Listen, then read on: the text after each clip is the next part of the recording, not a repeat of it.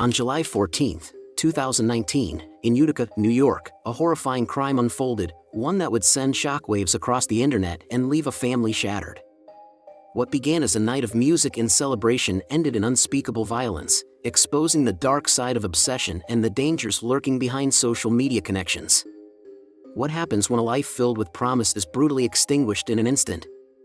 Bianca Devins was a young woman with a bright future ahead of her, a life brimming with dreams and aspirations. She was a talented artist, a beloved daughter, and a friend to many. Her story, however, took a dark and tragic turn that no one could have foreseen. In the quiet town of Utica, New York, Bianca was known for her vibrant personality and creative spirit. She had a unique ability to connect with people, both in person and through the digital world of social media. Her online presence was a reflection of her artistic soul, a place where she shared her thoughts, her art, and glimpses of her life. But behind the screen, a storm was brewing, one that would shatter the lives of those who knew and loved her.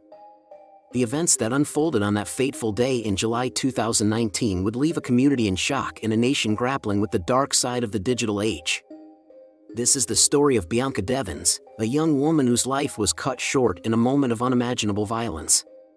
It is a story of love, obsession, and the devastating consequences of a single act of rage. As we uncover the truth behind the headlines and explore the impact of Bianca's tragic death on her family, her community, and the world, we are confronted with the harsh realities of a society increasingly connected yet often dangerously isolated. In a world where social media can blur the lines between reality and fantasy, where connections are formed with the tap of a screen, how do we protect ourselves and those we love from the shadows that lurk in the digital realm? The tale of Bianca Devins serves as a chilling reminder of the vulnerabilities we all face in the modern age, and the importance of vigilance in both our online and offline lives. It is a story that demands to be told, not only to honor the memory of a life lost too soon but also to spark a crucial conversation about the nature of human connection in the digital era. Bianca Devins was more than just a name in the headlines. She was a vibrant young woman with a passion for art and a love for life. Born and raised in Utica, New York, Bianca grew up in a close-knit family that cherished her for her kind heart and creative spirit.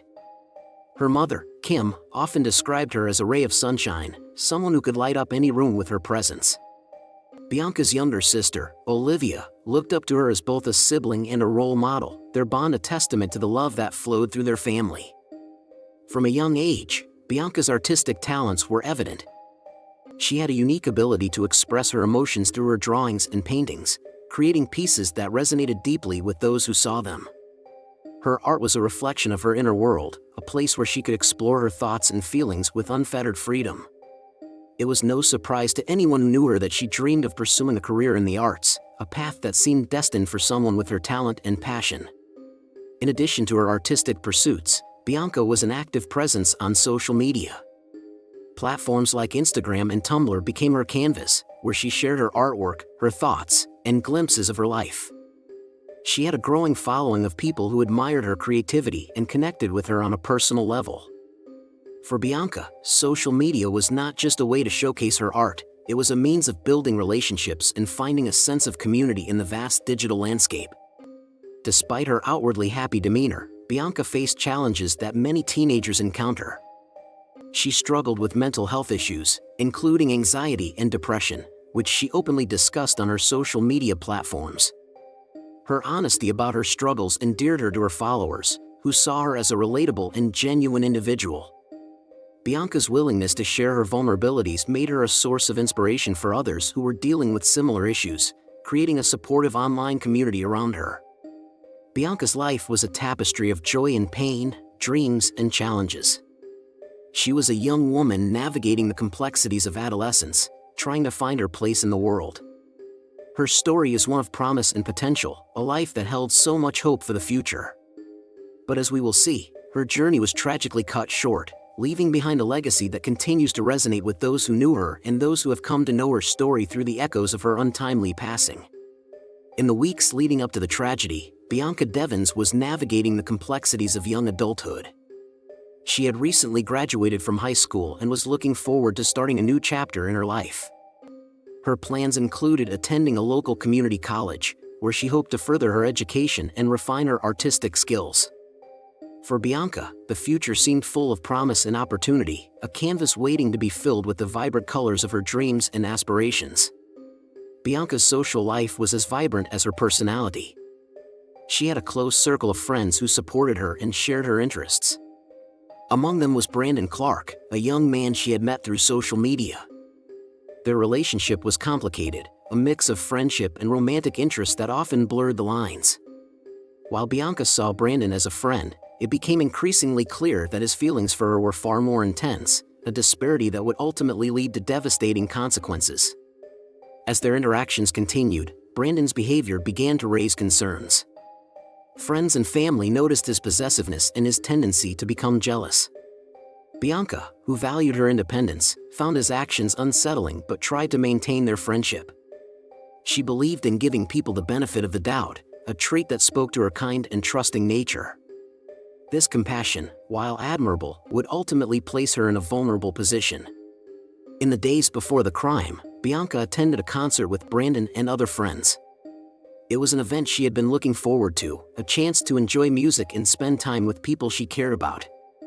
The night was filled with laughter and excitement, a brief moment of joy that would soon be overshadowed by darkness. Unbeknownst to Bianca, Brandon had been harboring feelings of resentment and anger, emotions that would soon erupt in a horrifying act of violence. There were subtle signs that something was amiss. Brandon's social media posts became increasingly erratic, filled with cryptic messages and ominous undertones. Friends who saw these posts were concerned but did not fully grasp the extent of his turmoil.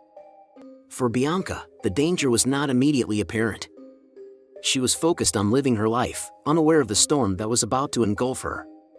The lead up to the crime was a series of moments that, in hindsight, paint a chilling picture of obsession and control. It is a reminder of how quickly life can change, how the actions of one person can alter the course of so many lives. The night of July 14, 2019, began like any other summer evening, but it would end in a tragedy that would haunt all who knew Bianca Devins. After attending a concert in New York City with Brandon Clark, Bianca was on her way back home to Utica. The two had spent the evening enjoying the music and the energy of the crowd, but beneath the surface, tensions were simmering. Brandon, who had grown increasingly possessive, was harboring dark thoughts that would soon come to light. As they drove back to Utica, an argument erupted between Bianca and Brandon.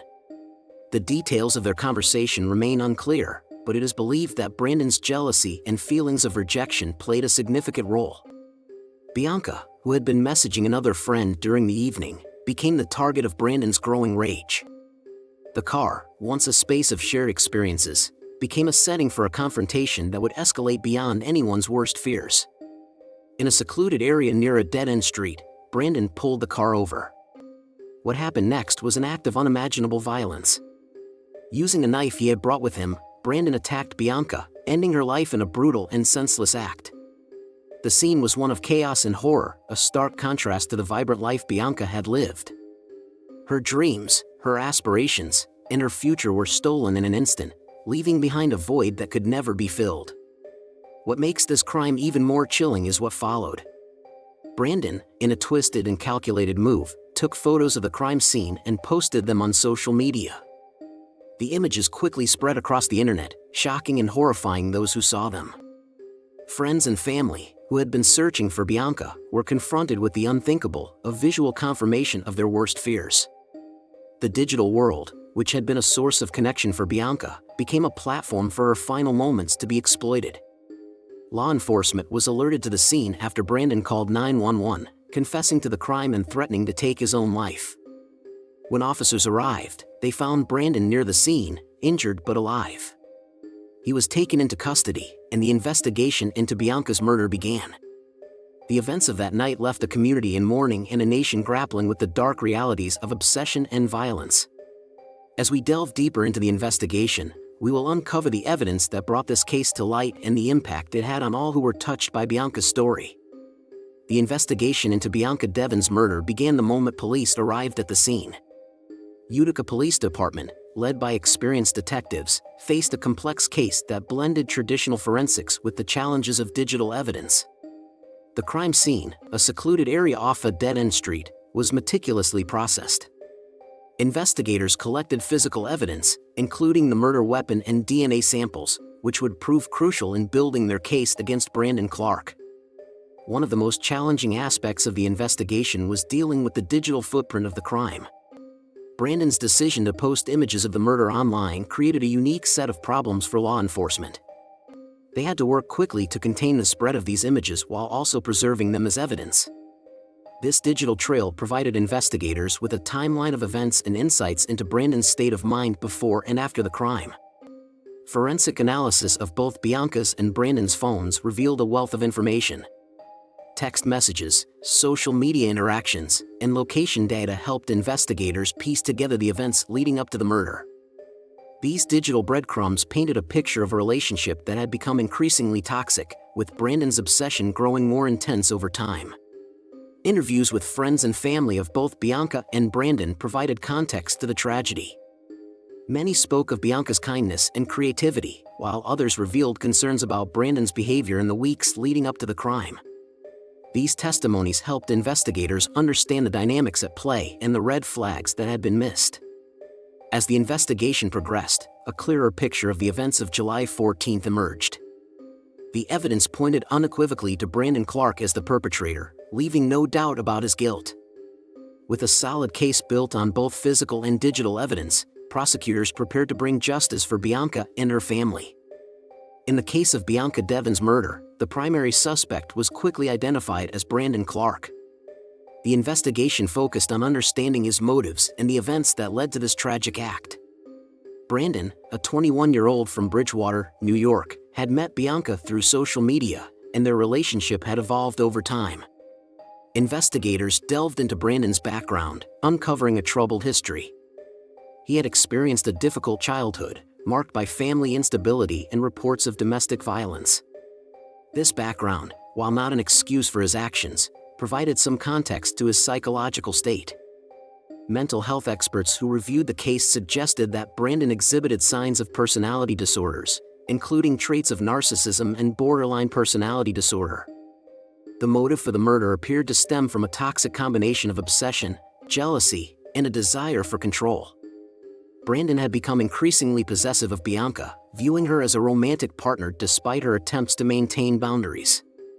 His social media posts in the weeks leading up to the crime showed signs of growing instability and fixation on Bianca. Friends of both Bianca and Brandon reported that he had become jealous of her interactions with other men. The night of the murder, Bianca had been messaging another friend, which may have triggered Brandon's violent response.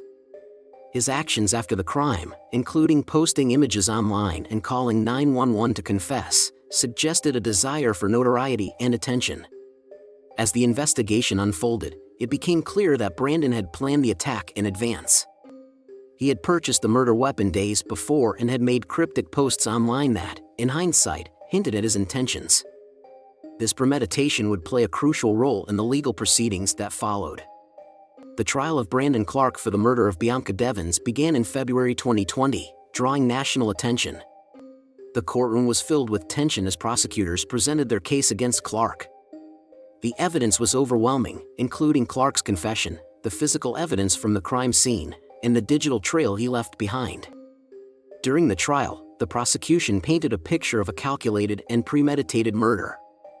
They presented evidence of Clark's obsession with Bianca, including text messages and social media posts that showed his growing jealousy and possessiveness. The knife used in the murder, which Clark had purchased days before the crime, was presented as proof of his intent. One of the most challenging aspects of the trial was the presentation of the digital evidence. The prosecution had to carefully navigate the use of the images Clark had posted online, balancing their evidentiary value with respect for Bianca's family and the court's sensibilities. These images, while disturbing, provided irrefutable proof of Clark's guilt. Bianca's family members gave emotional testimony, sharing memories of her life and the impact of her loss. Their words painted a vivid picture of a young woman full of promise, whose life was cut tragically short. The courtroom was often filled with tears as they spoke of their grief and their quest for justice. Clark's defense team attempted to argue for a lesser charge, citing his mental state at the time of the crime. However, the evidence of premeditation was too strong to ignore. In a surprising turn of events, Clark pleaded guilty to second-degree murder in February 2020, just as the trial was set to begin. The aftermath of Bianca Devins' murder sent shockwaves through her community and beyond. Her family, friends, and the entire town of Utica were left to grapple with the senseless loss of a young life full of promise. The Devins family, in their grief, chose to honor Bianca's memory by advocating for changes in how social media platforms handle violent content and by raising awareness about the dangers of online relationships. In the wake of the tragedy, Bianca's mother, Kim Devins, became a vocal advocate for online safety and mental health awareness. She spoke out about the need for better protections for young people on social media and the importance of recognizing warning signs in potentially abusive relationships. The family established the Bianca Michelle Devins Memorial Scholarship Fund, which supports students pursuing degrees in psychology, with the aim of helping others who struggle with mental health issues. The case also sparked a broader conversation about the role of social media in modern life. The rapid spread of images from the crime scene highlighted the dark side of internet culture and the challenges faced by platforms in moderating content. Many called for stricter policies and faster response times to remove violent and graphic content. In Utica, the community came together to remember Bianca. Vigils were held, murals were painted, and her artwork was displayed in local galleries. These acts of remembrance served not only to honor Bianca's memory but also to bring attention to issues of domestic violence and online safety. The legal system also felt the impact of this case. Discussions about how to handle crimes that play out on social media platforms gained new urgency. Lawmakers and law enforcement agencies began to explore new strategies for dealing with digital evidence and online threats. The tragic story of Bianca Devins serves as a stark reminder of the complexities and dangers that exist in our increasingly digital world. It forces us to confront uncomfortable truths about the nature of human relationships, the power of social media, and the dark corners of the human psyche. As we reflect on this case, we are left with profound questions about how we connect with others in the digital age and how we can protect ourselves and our loved ones from hidden threats. Bianca's life, though cut short, left an indelible mark on those who knew her and on countless others who came to know her story. Her creativity, her kindness, and her struggles with mental health resonated with many, particularly young people navigating the challenges of growing up in a world where online and offline realities often blur. Her tragic end serves as a cautionary tale, but also as a call to action for better understanding and addressing the issues that led to this heartbreaking outcome. The case highlights the urgent need for greater awareness about online safety, particularly for young people. It underscores the importance of recognizing red flags in relationships, both online and offline, and the critical role that friends, family, and community play in supporting vulnerable individuals. Moreover, it raises important questions about the responsibility of social media platforms in moderating content and protecting their users. As we move forward, the memory of Bianca Devins challenges us to create a safer, more compassionate digital world. It urges us to foster genuine connections, to be vigilant about the well-being of those around us, and to work towards a society where such tragedies become increasingly rare. In the end, Bianca's story is not just about the darkness that claimed her life, but about the light she brought into the world and the positive changes her memory continues to inspire. In a world where we are more connected than ever before, Bianca's story reminds us of the profound importance of real, meaningful human connections. It calls on us to look beyond the screens, to reach out to those who might be struggling, and to build communities both online and offline that support and protect their members. As we remember Bianca Devins, we are challenged to create a legacy of awareness, compassion, and positive change in her honor.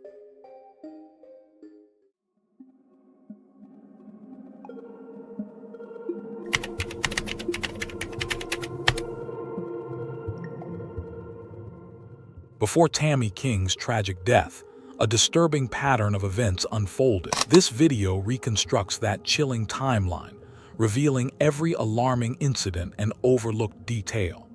Prepare to see the escalating threats and insidious forces that led to her demise. For most people who knew her, Tammy King's life appeared steady, predictable, and deeply rooted in routine. She was someone whose presence blended naturally into her community, familiar rather than loud, dependable rather than dramatic. Tammy wasn't known for drawing attention to herself. She lived a life that, on the surface, followed a rhythm many would describe as normal. Her days were structured. Mornings began early. Responsibilities were met without complaint. Whether through work, family obligations, or casual interactions around town, Tammy occupied her place quietly, without leaving ripples behind her. She was recognized not for controversy, but for consistency. To neighbors and acquaintances, there was nothing unusual about her habits, her movements, or her demeanor. And that is precisely what makes the events that followed so unsettling. In the weeks leading up to her death, nothing overtly alarming was reported. There were no public confrontations, no dramatic changes that demanded attention. Life moved forward in the same unremarkable way it always had. Tammy continued her routine. The world around her continued turning. From the outside, there was no clear sign that anything was wrong. But in true crime, the most important details are often the quietest ones. Subtle changes began to emerge, not dramatic enough to trigger alarm, but noticeable in hindsight. Small deviations from routine, moments that felt slightly off, yet easily dismissed at the time.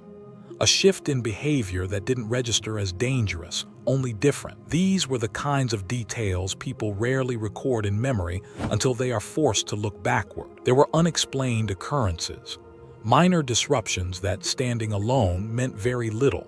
A conversation that ended too abruptly, a sense of unease that couldn't be articulated, a pattern that didn't yet resemble one. Each moment slipped past without resistance, blending into the background of daily life. No one sounded an alarm, because there was no clear reason to do so. This is how many tragedies begin, not with chaos but with silence. As days passed, the underlying tension grew quietly, not in a way that announced itself, but in a way that waited. Tammy did not publicly express fear. There was no dramatic plea for help. If concern existed, it stayed contained, hidden beneath routine interactions and everyday obligations. To those around her, Tammy was still Tammy. What makes the period before her death so disturbing is not what was seen, but what wasn't. The absence of visible warning signs created a false sense of safety. The belief that nothing was wrong allowed small details to be overlooked, ignored, or forgotten altogether. And yet, when the timeline is reconstructed carefully, those overlooked moments begin to form a pattern. This is where the story truly begins. Because the hours, days, and decisions leading up to Tammy King's death did not unfold randomly. Each moment built quietly upon the last.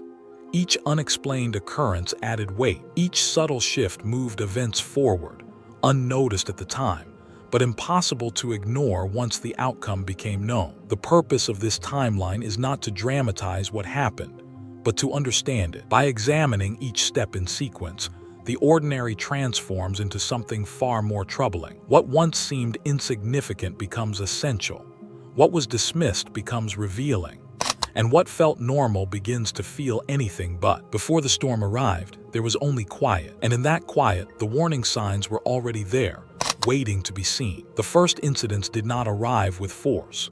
They appeared quietly, scattered across time, easy to dismiss and difficult to connect. At first, there was nothing that clearly signaled danger, only interruptions. Minor disturbances that felt inconvenient rather than threatening. It began with anonymous calls. They were brief, untraceable, often disconnected before anything meaningful was said. Sometimes there was silence on the line. Other times, a pause that lingered just long enough to feel deliberate. There was no voice demanding attention, no message left behind, no direct threat to respond to, just the sound of someone present and then gone. Tammy mentioned the calls casually without urgency. Annoying perhaps, but not alarming. Unknown numbers were easy to ignore. Robocalls were common. There was no reason at that stage to assign intent. Then came the packages. They arrived without explanation. No return address, no note inside. Ordinary items, nothing immediately dangerous or illegal, yet unnecessary and confusing. Gifts without context, objects without meaning. Each delivery raised the same cute, question: who sent this and why? But none provided an answer. Again, the instinct was dismissal. People receive mail meant for others. Shipping mistakes happen. The absence of a clear message made the packages feel pointless rather than sinister. Individually, they seemed harmless. There was nothing concrete to report, nothing that justified concern. The third disruption came in the form of minor vandalism. Nothing dramatic, no broken windows, no forced entry, just small signs that something had been disturbed. A knocked-over object, a mark where none had been before. Damage so limited it could be blamed on accident, weather, or coincidence. Still, the unease began to settle. Tammy's reaction mirrored that of many people confronted with unclear threats. She questioned herself first. Was this really happening? Was it worth mentioning? Without a pattern, each incident stood alone, isolated, easy to rationalize away. Loved ones responded the same way. Confusion replaced fear.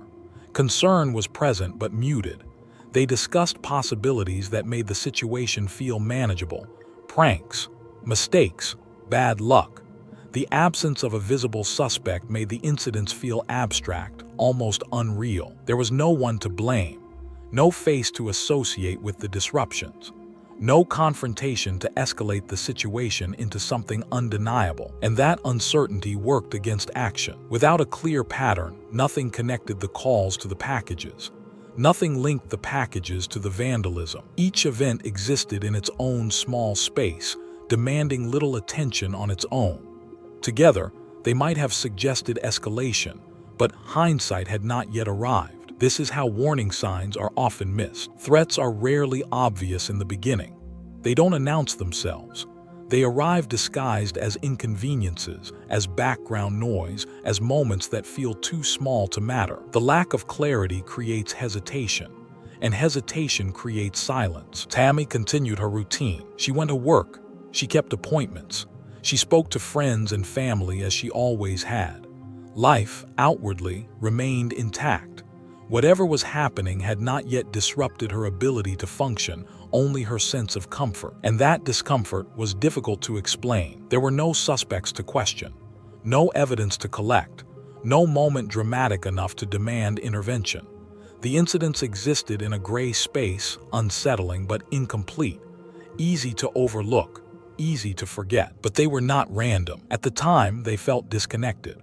Later, they would be seen as the first cracks, the early signals of something steadily unfolding beneath the surface. What made them dangerous was not their intensity, it was their subtlety. Over time, what once felt scattered began to tighten into something far more deliberate. The incidents that had seemed isolated no longer stood alone. They repeated, they escalated, and most importantly, they began to follow Tammy King. The anonymous calls returned, more frequent now. No longer separated by days or weeks, they came in clusters, sometimes at predictable times. The silence on the line grew heavier, more intentional.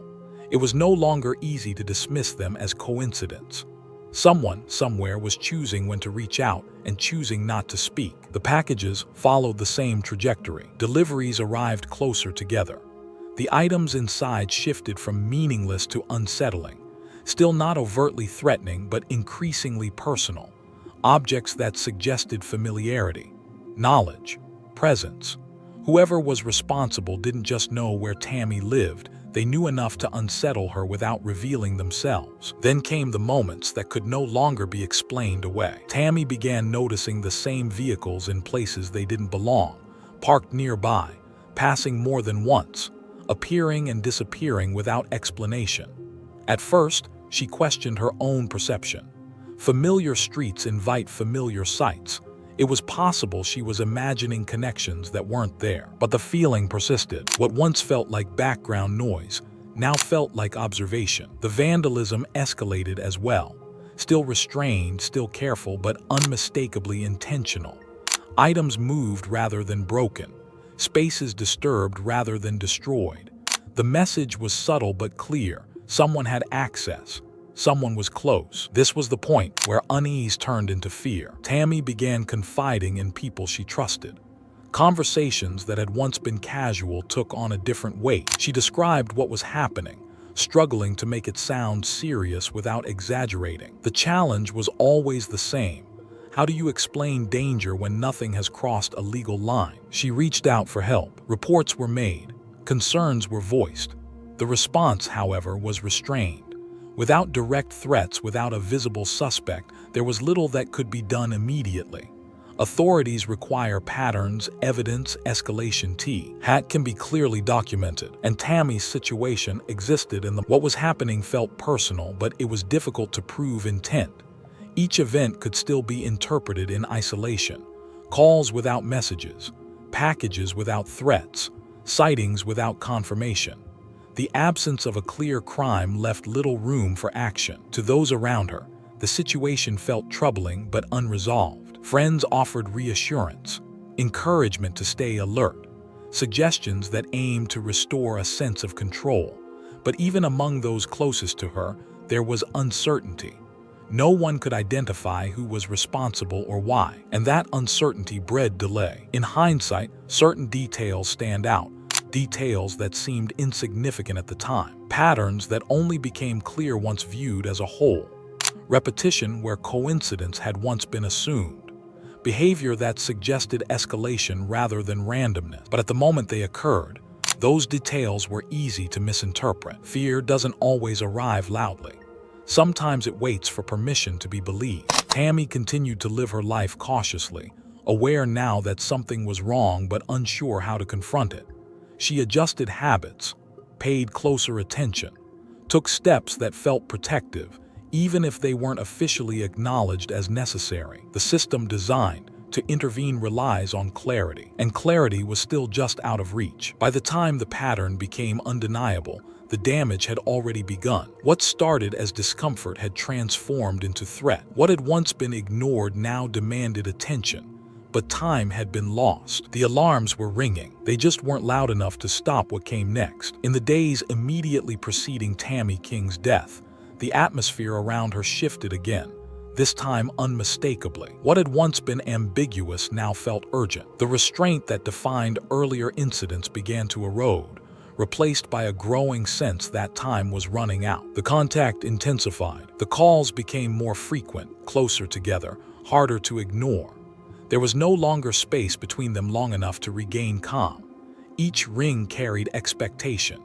Each unanswered call lingered in the mind long after the phone went silent. Even without words, the message was clear. The presence was no longer distant. The threats, while still carefully measured, grew more direct. The line between suggestion and intimidation blurred. What had once felt abstract now felt personal, targeted, deliberate. Tammy no longer questioned whether these events were connected, only how far they would go. The uncertainty that once muted her fear now amplified it. Alongside the calls came moments that removed any remaining sense of safety. Sightings became harder to dismiss. Familiar places no longer felt neutral. Routes that once brought comfort now carried tension. Tammy began to feel watched not just in passing but persistently. The feeling followed her into her home, into her routines, into moments that were once private. This was no longer about disruption. It was about control. Those close to Tammy noticed the change. Her demeanor shifted subtly but consistently.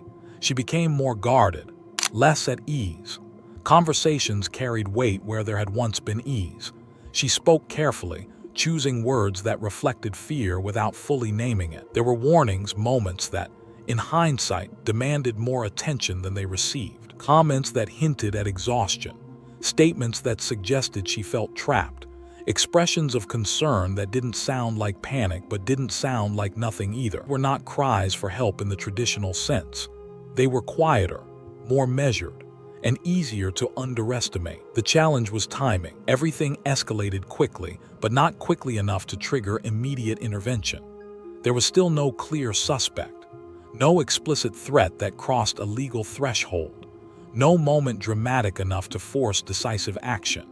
Each warning existed in a narrow window, serious but not provable. And that narrow space proved dangerous. The psychological toll began to surface more visibly. Tammy's sleep suffered. Her sense of control weakened. The effort required to maintain normalcy grew heavier by the day. She lived in a state of anticipation, waiting for something she could not predict but felt certain was approaching. This kind of pressure reshapes the mind. Fear becomes constant rather than reactive. Decisions are made defensively. Trust erodes not just in others but in systems meant to protect. The world narrows to threats and avoidance. Even moments of safety feel temporary. Tammy was navigating all of this in real time. She continued reaching out where she could, continuing to document, continuing to hope that clarity would arrive before harm did. But the escalation moved faster than solutions. Each day added weight. Each night removed rest. What stands out most in this final period is not a single, dramatic incident, but accumulation. The stacking of fear, the layering of stress, the gradual erosion of resilience. By the end, Tammy was no longer reacting to individual events.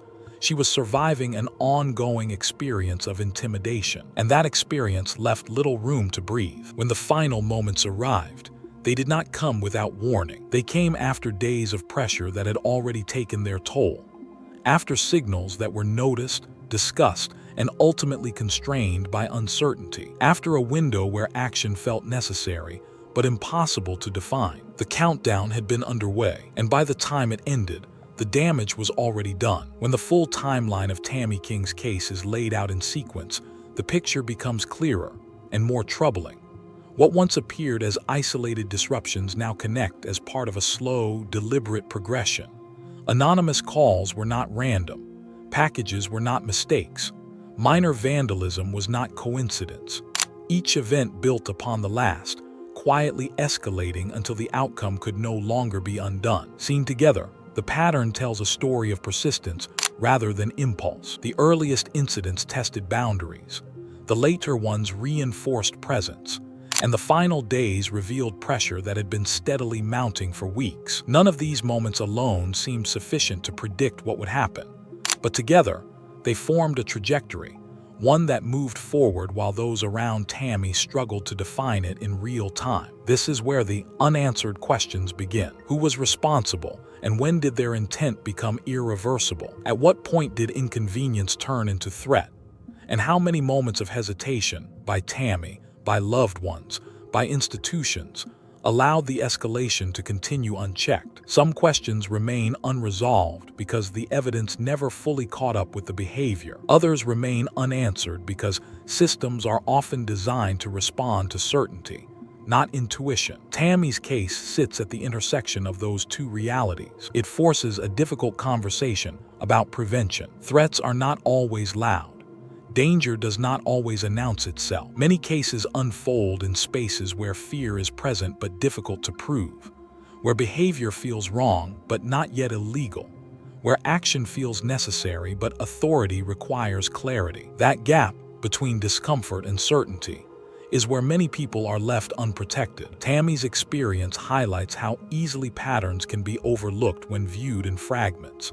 It shows how repetition can be dismissed when context is missing, and it reveals how psychological harm can accumulate long before physical harm occurs. The lasting impact of this case extends beyond its conclusion. For those who knew Tammy, the loss reshaped their understanding of warning signs. Ordinary moments gained new meaning. Conversations were replayed, details reconsidered. The question of what if not as blame, but as grief searching for understanding. For communities, cases like this serve as reminders that vigilance is not paranoia, that documenting concerns matters, that listening, especially when fear is quiet, can be life-saving. There is no single solution that prevents every tragedy, but awareness changes outcomes. Patterns matter, escalation matters, and support matters, especially when someone struggles to articulate why they feel unsafe. If there is one lesson this timeline leaves behind, it is that fear does not need to be dramatic to be real. People experiencing ongoing intimidation often minimize it themselves, unsure of how to ask for help when nothing concrete has yet occurred. That hesitation can be costly. Conversations about cases like Tammy King's are not about revisiting tragedy for spectacle.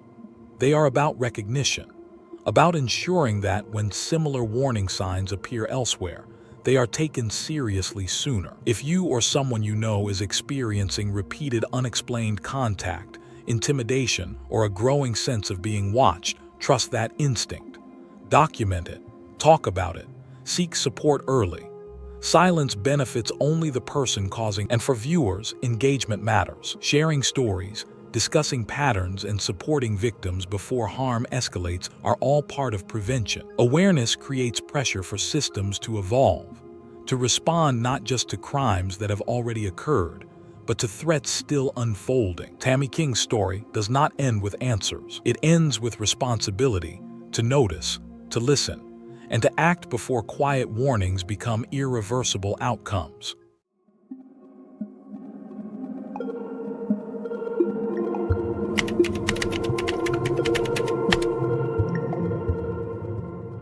On the morning of September 11, 2009, the Lake Highlands apartment in Dallas felt unnaturally quiet as Ashley Oliver Vera unlocked the door and stepped inside. Days of unanswered calls and texts had already left her uneasy, but the silence inside the apartment deepened that fear. She called out for Shelly Nance, expecting a familiar response, yet nothing came back. Walking down the hallway, Ashley noticed Shelly's bedroom door slightly open, an unsettling detail she couldn't ignore. She pushed it wider and froze. Shelly Nance lay face down on her bed, motionless, blood soaking into the sheets beneath her. Panic took over as Ashley backed away, her hands shaking while she dialed 911. Within minutes, responders rushed to the Dallas apartment, confirming the Shelly Nance murder. There were no signs of forced entry, no obvious struggle outside the bedroom. A normal morning became the start of a true crime story. Shelly Nance was born and raised in the small town of Italy, Texas, where everyone seemed to know one another. From early childhood, she showed a natural artistic talent, often filling sketchbooks with detailed drawings inspired by everyday life. Her family recognized her gift quickly and supported her dreams, encouraging creativity inside a close, tight-knit community that proudly celebrated her achievements. Shelly regularly entered school art contests and participated in local exhibitions, gaining confidence with each recognition she received. Friends described her as warm, ambitious, and endlessly uplifting, someone whose positive energy made others feel seen and encouraged. Art was not her only passion. She loved music, enjoyed traveling when possible, and constantly searched for inspiration in people, places, and moments around her. Shelly dreamed of becoming a professional artist and believed her creativity could shape a meaningful future. In the Shelly Nance case, her life would later be remembered not only for tragedy, but for promise. The young artist murdered in this Texas college murder was a tragic young woman whose future was just beginning. Those who knew her believed her dedication, kindness, and imagination would carry her far beyond Texas, leaving a lasting creative mark on the world. After graduating high school, Shelly Nance was accepted into the Art Institute of Dallas, a milestone that marked the beginning of a new chapter in her life. Leaving Italy, Texas behind, she transitioned from a quiet small town to a fast-paced city filled with opportunity. The change was challenging, but Shelly embraced it with optimism and determination. At the Institute, she focused on both computer design and traditional art, eager to master modern tools while honoring classic techniques. Her professors quickly noticed her creativity, often praising her dedication, originality, and willingness to push artistic boundaries. Shelly developed a distinctive style that blended hand-drawn elements with digital methods, setting her work apart from her peers. Outside the classroom, she explored the Dallas art scene, visiting galleries, studying local exhibitions, and drawing inspiration from the city's culture. Each experience reinforced her belief that she was on the right path. As a college student murdered far too soon, her journey would later become part of the Art Institute of Dallas murder story. At the time, Shelly was simply a hopeful art student, convinced her future was bright and her dreams were finally within reach as she planned exhibitions, careers, growth, success, independence confidently. Shelly Nance shared her Dallas apartment with Ashley Oliver Vera, a fellow student who quickly became one of her closest friends. Living together during the pressures of college life created a strong bond built on trust, encouragement, and mutual support. Ashley often described Shelly as caring and dependable, someone who was always ready to listen or offer reassurance during stressful moments. Alongside this friendship, Shelley was in a relationship with Nathan Schuck, another student at the Art Institute. The two shared artistic ambitions and spent long hours talking about creative ideas, future careers, and shared goals. To friends and classmates, the relationship appeared healthy and stable, grounded in common interests and mutual respect. They were frequently seen together at school events and working on projects side by side. However, beneath this calm surface, subtle tensions began to draw quiet attention. Some people noticed unease surrounding Nathan's roommate, Daniel William, whose behavior toward Shelley seemed increasingly uncomfortable. While nothing appeared openly hostile, there were moments of visible jealousy and awkward interactions that stood out.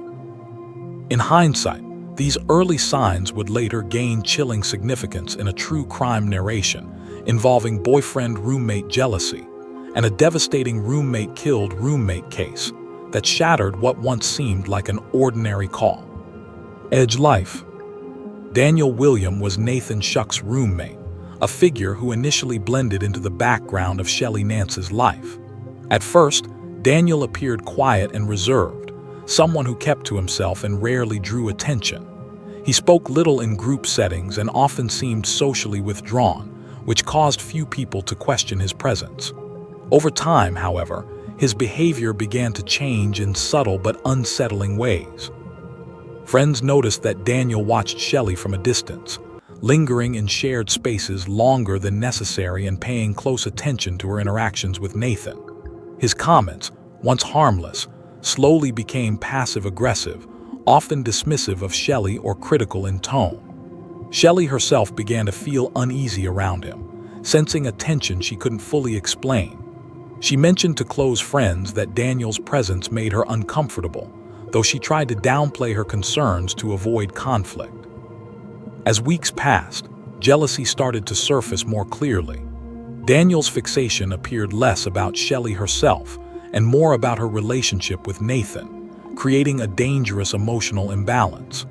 What seemed like awkward behavior was, in reality, the early warning signs of an obsessed roommate murder driven by jealous obsession and violent obsession psychology that would soon escalate beyond anyone's expectations. The crime scene inside Shelley Nance's bedroom revealed a level of violence that was shocking in its intensity yet disturbing in its order.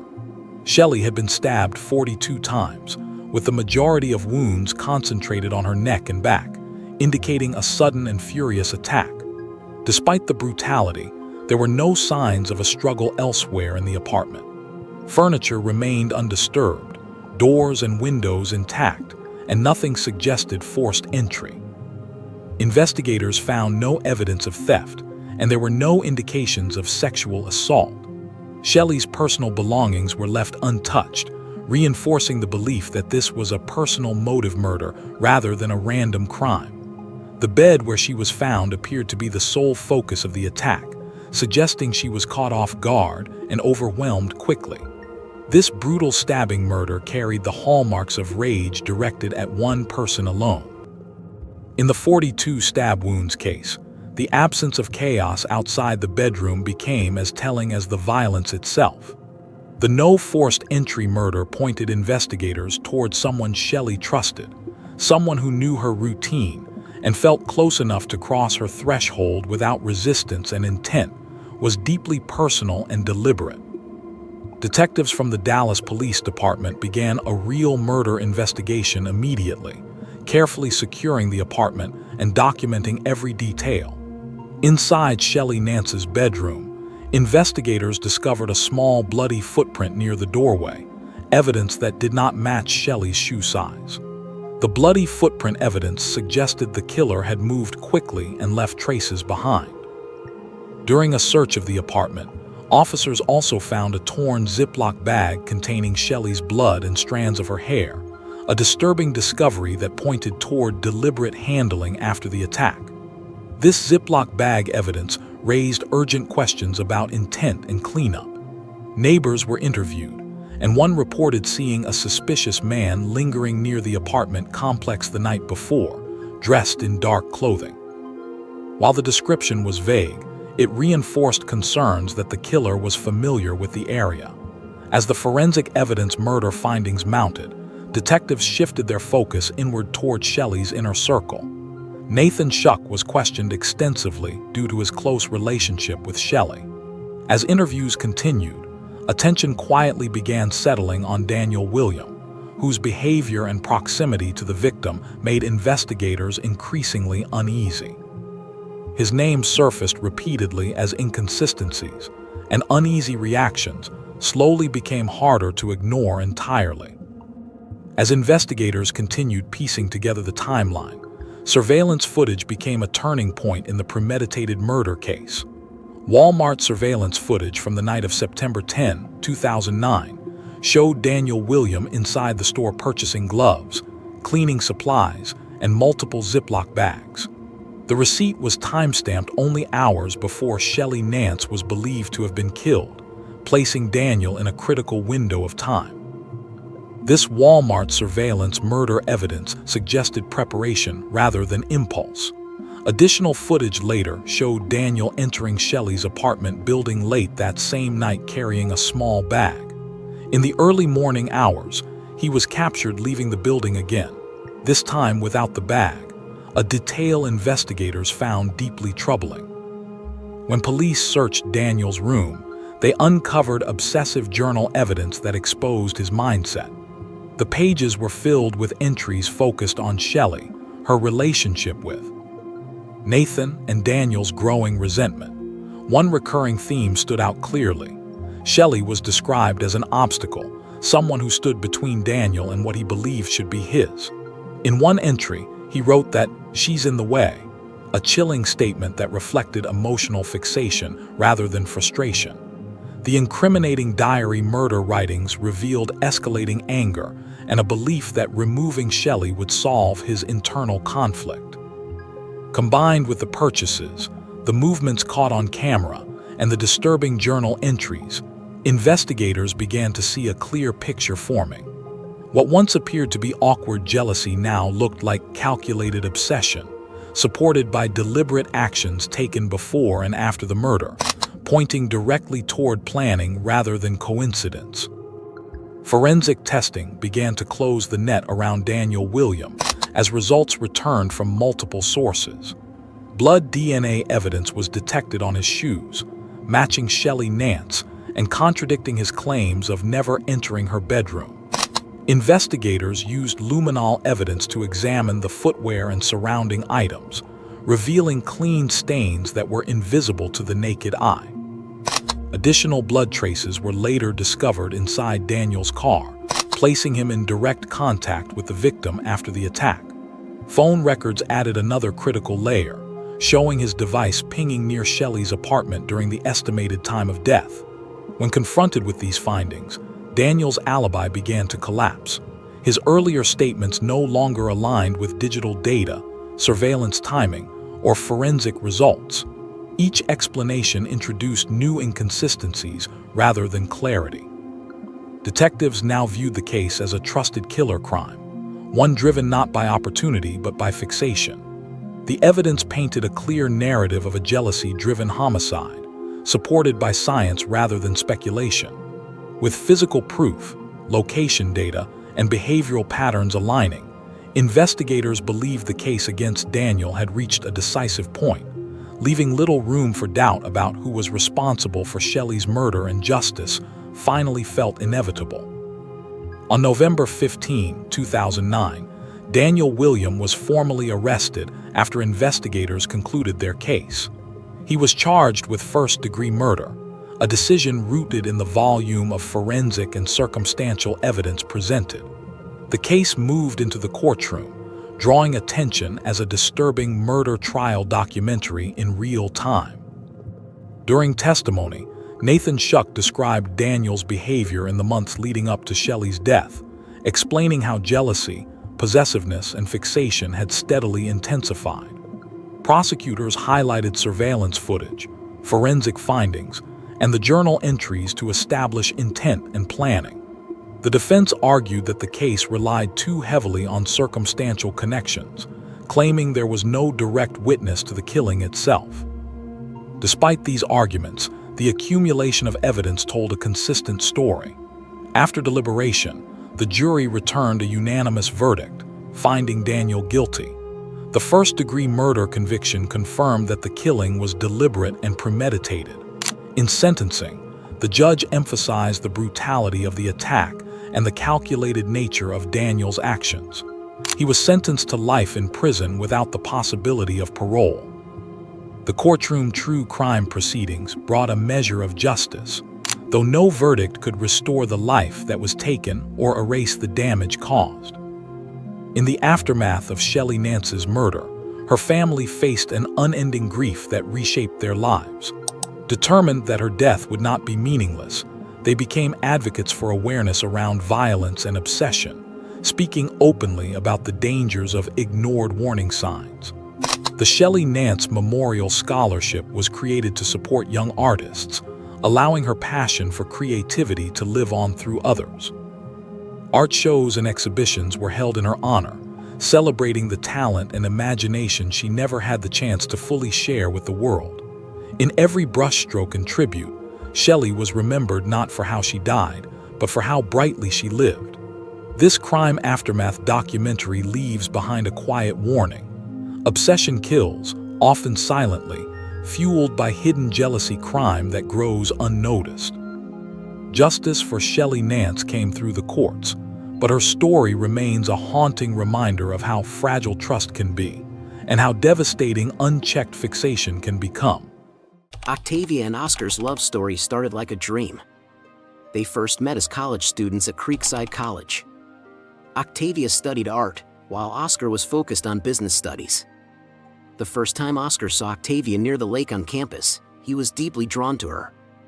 Oscar, who was tall and charming with a friendly smile, tried hard to win her heart. His confidence and goals impressed Octavia. They got married soon after finishing college. Both had big hopes for their future in their hometown. Octavia got a job as an art teacher at a local high school. Her love for art and her way of encouraging young students made her very popular with both students and teachers. Oscar used his family's contacts to get a good position at a well-known investment company. He rose quickly in the business world. Over time, Octavia and Oscar became important members of the Creekside community. They often attended social events and town meetings. Their house in Oakwood Estates, bought with Oscar's earnings, showed how successful they had become. Octavia's love for art could be seen in every part of the house. She painted walls with her own designs and placed handmade sculptures in their yard. To others, they looked like the perfect couple. Octavia's artistic side matched well with Oscar's business skills. Her kindness softened Oscar's sometimes tough nature. Friends would often talk about how they still looked at each other with the same love they had during their college years. But not everything was as perfect as it seemed. Octavia and Oscar had been trying to have a baby for many years, without success. The medical treatments and broken hopes started to affect their marriage. Oscar started spending more time at work, staying late at the office. Octavia turned to her art and her students for peace. During this difficult period, Octavia began spending more time with her mother, Cordelia Prescott. Cordelia was a widow who lived just outside of town. In her younger years, she had traveled around the world as a photojournalist. She only moved to Creekside after falling in love with Octavia's father. After he passed away, she chose a quiet life. She spent her days taking care of her garden and helping animals at a local shelter. As Octavia visited her mother more often, Oscar started going with her. What began as small talk during family meals slowly changed into something deeper. This was the beginning of a betrayal that would break their family apart. One cool autumn night, Octavia was busy preparing for an upcoming art show. Oscar felt ignored and unhappy with the growing space between him and Octavia. That evening, he went alone to Cordelia's cottage, saying he wanted to check on her. Cordelia was surprised but happy to see him. She offered him a glass of her homemade wine. They sat in her small, cozy living room filled with souvenirs from her travels. Oscar started to share his problems at home. Cordelia listened carefully. Her eyes, which looked a lot like Octavia's, showed deep understanding. Maybe it was the wine. Maybe it was the quiet setting. Or maybe it was just the need for someone to listen. But that night, something changed. A touch lasted longer than usual. A look carried more meaning than it should have. When Oscar left Cordelia's house that night, both of them knew they had crossed a line that could not be uncrossed. In the days that followed, Oscar and Cordelia began finding reasons to meet again. Cordelia would ask for help around the house. Oscar, who had never liked gardening before, suddenly became interested. Their secret meetings happened more often, always planned carefully so no one would notice. One of the first times they met after that night, Oscar came to help fix a broken faucet in Cordelia's kitchen. As they worked side by side in the small bathroom, the silence between them felt heavy. Their hands touched by accident, and it felt like a sudden spark passed through both of them. When Cordelia reached across Oscar to grab a towel, he noticed her perfume, a strong mix of jasmine and vanilla. The smell made him feel dizzy. Their eyes met in the mirror, and for a few seconds, neither of them looked away. On a warm Sunday afternoon, Cordelia was teaching Oscar how to trim the rose bushes. She stood very close behind him, guiding his hands. They both noticed how close they were. Her breath touched his neck, and her body was gently pressed against his back.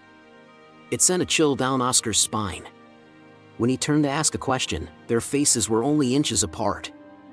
Time seemed to pause as they stood there, frozen in a moment filled with forbidden desire. At a family gathering, they found a moment to be alone. They slipped away to the garden behind the house. Hidden behind a wall of climbing roses, they gave in to their feelings. Their kisses were filled with urgency.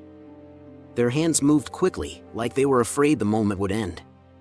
When they heard Octavia's voice calling, they quickly separated. They fixed their clothes and hair.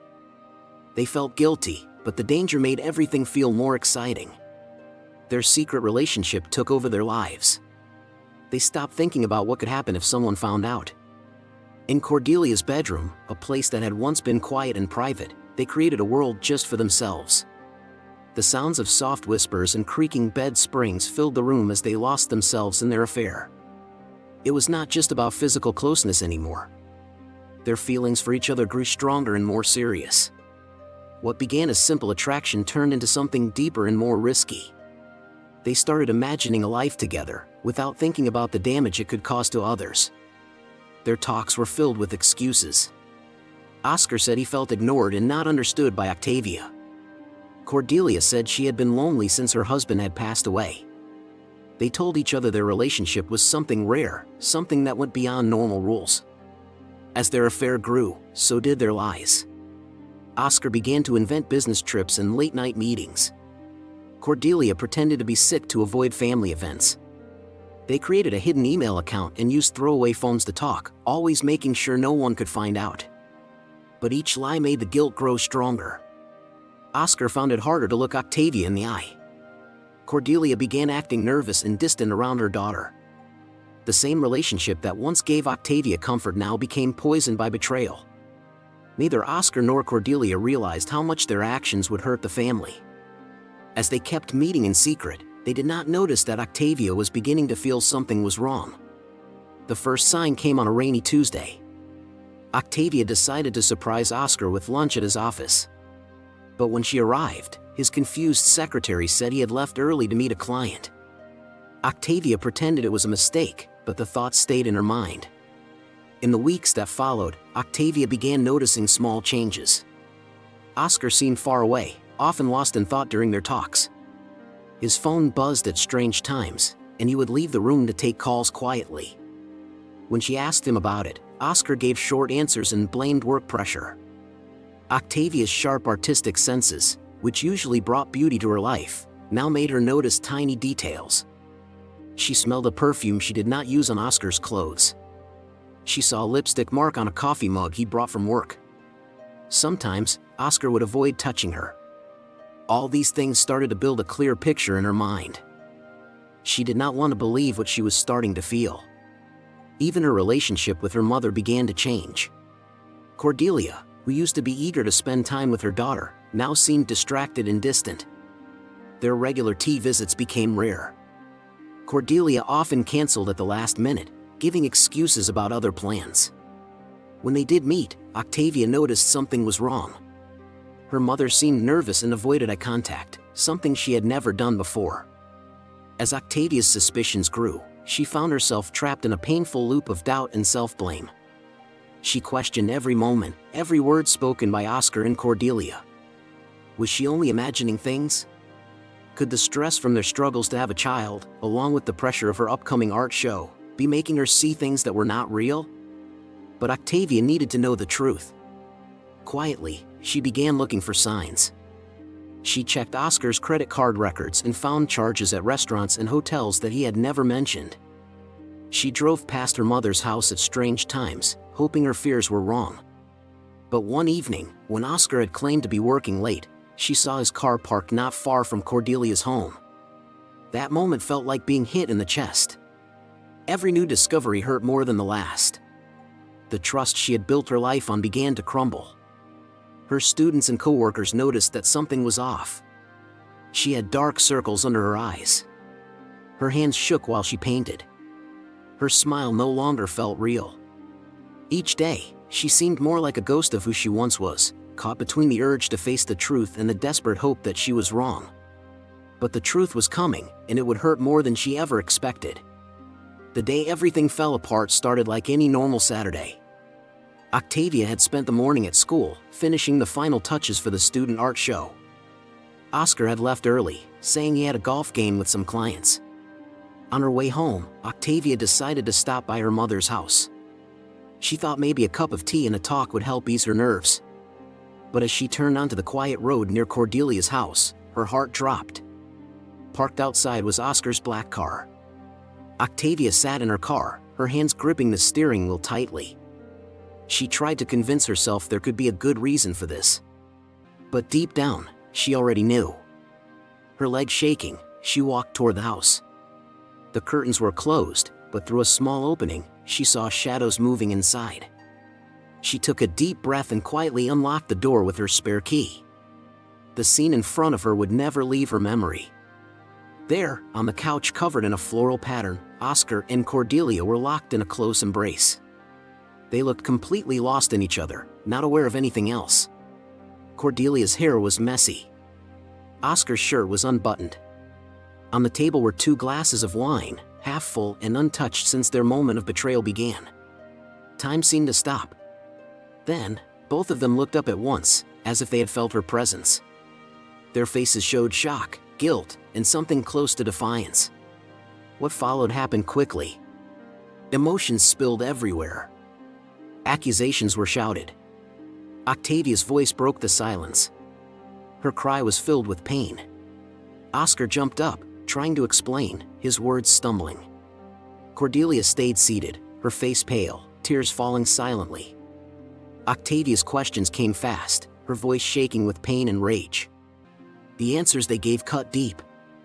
6 months. It had started as friendship, they said.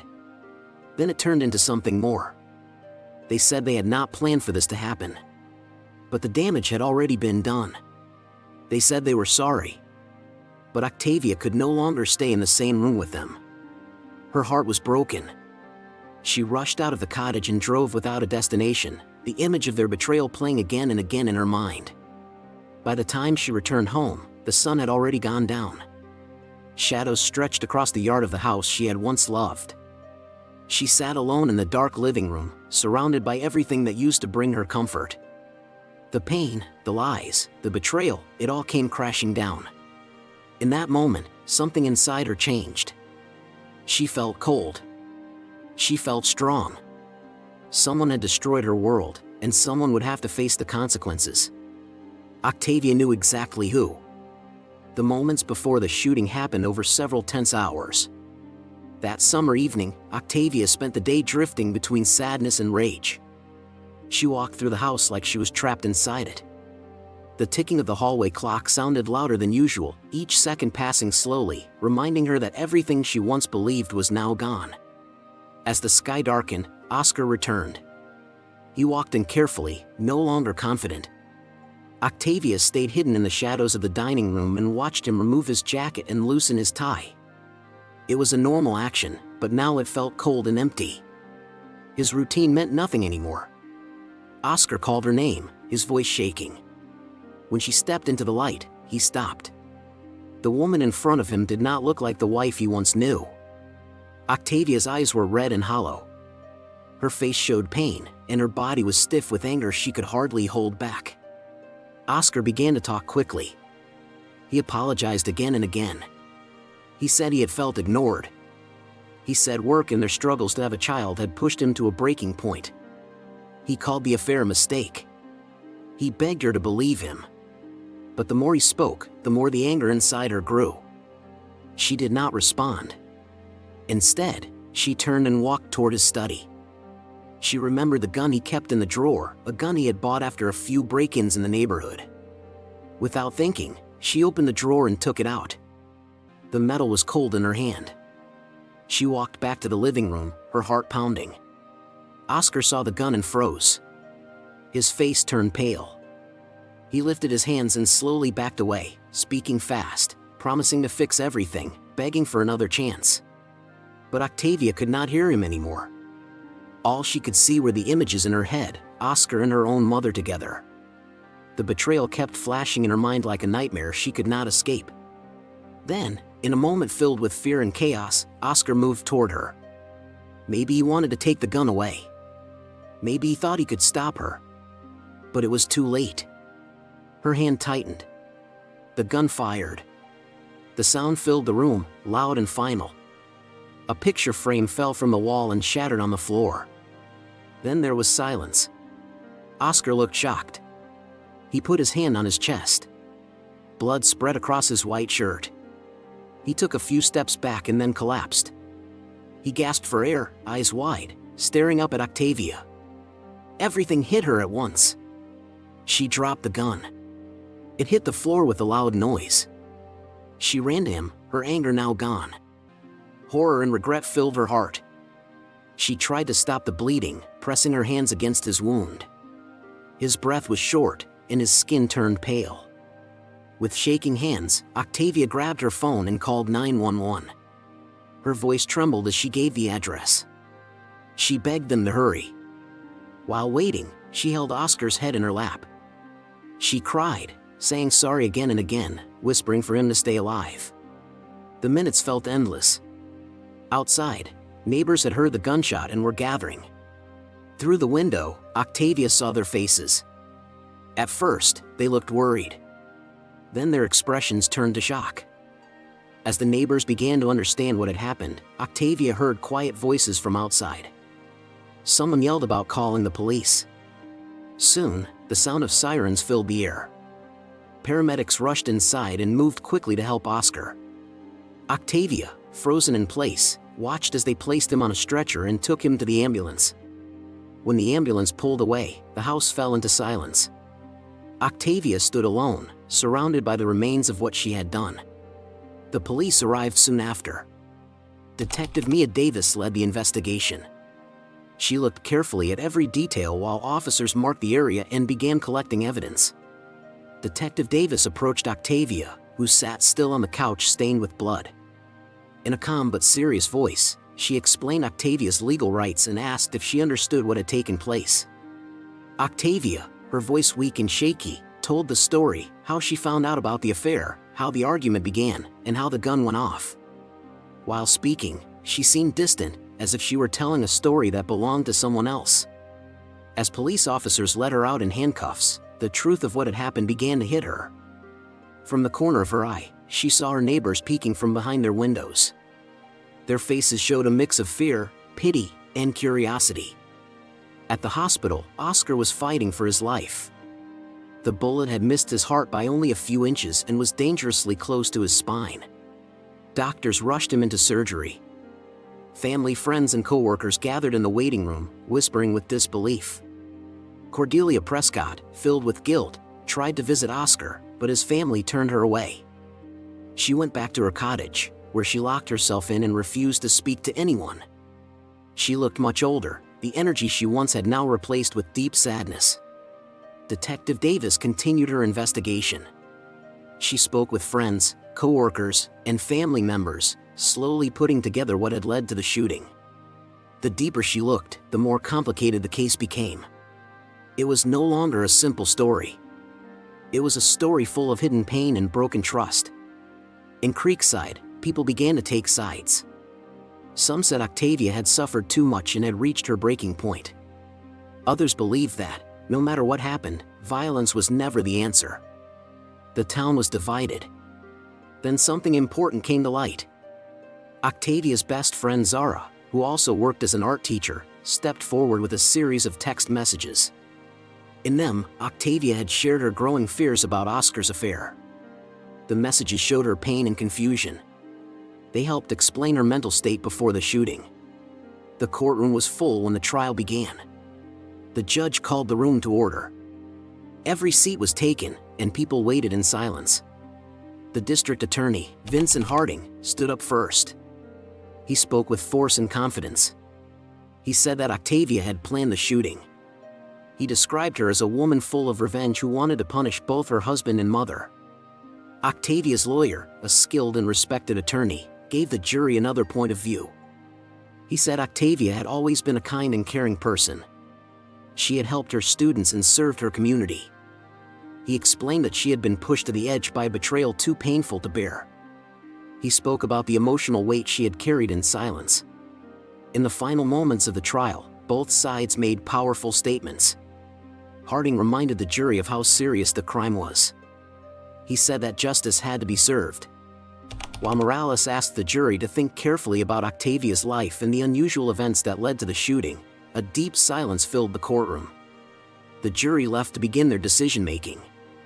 Octavia Fairweather's future, and the end to a painful chapter in Creekside, was now in their hands. After 3 long days of discussion, the jury returned.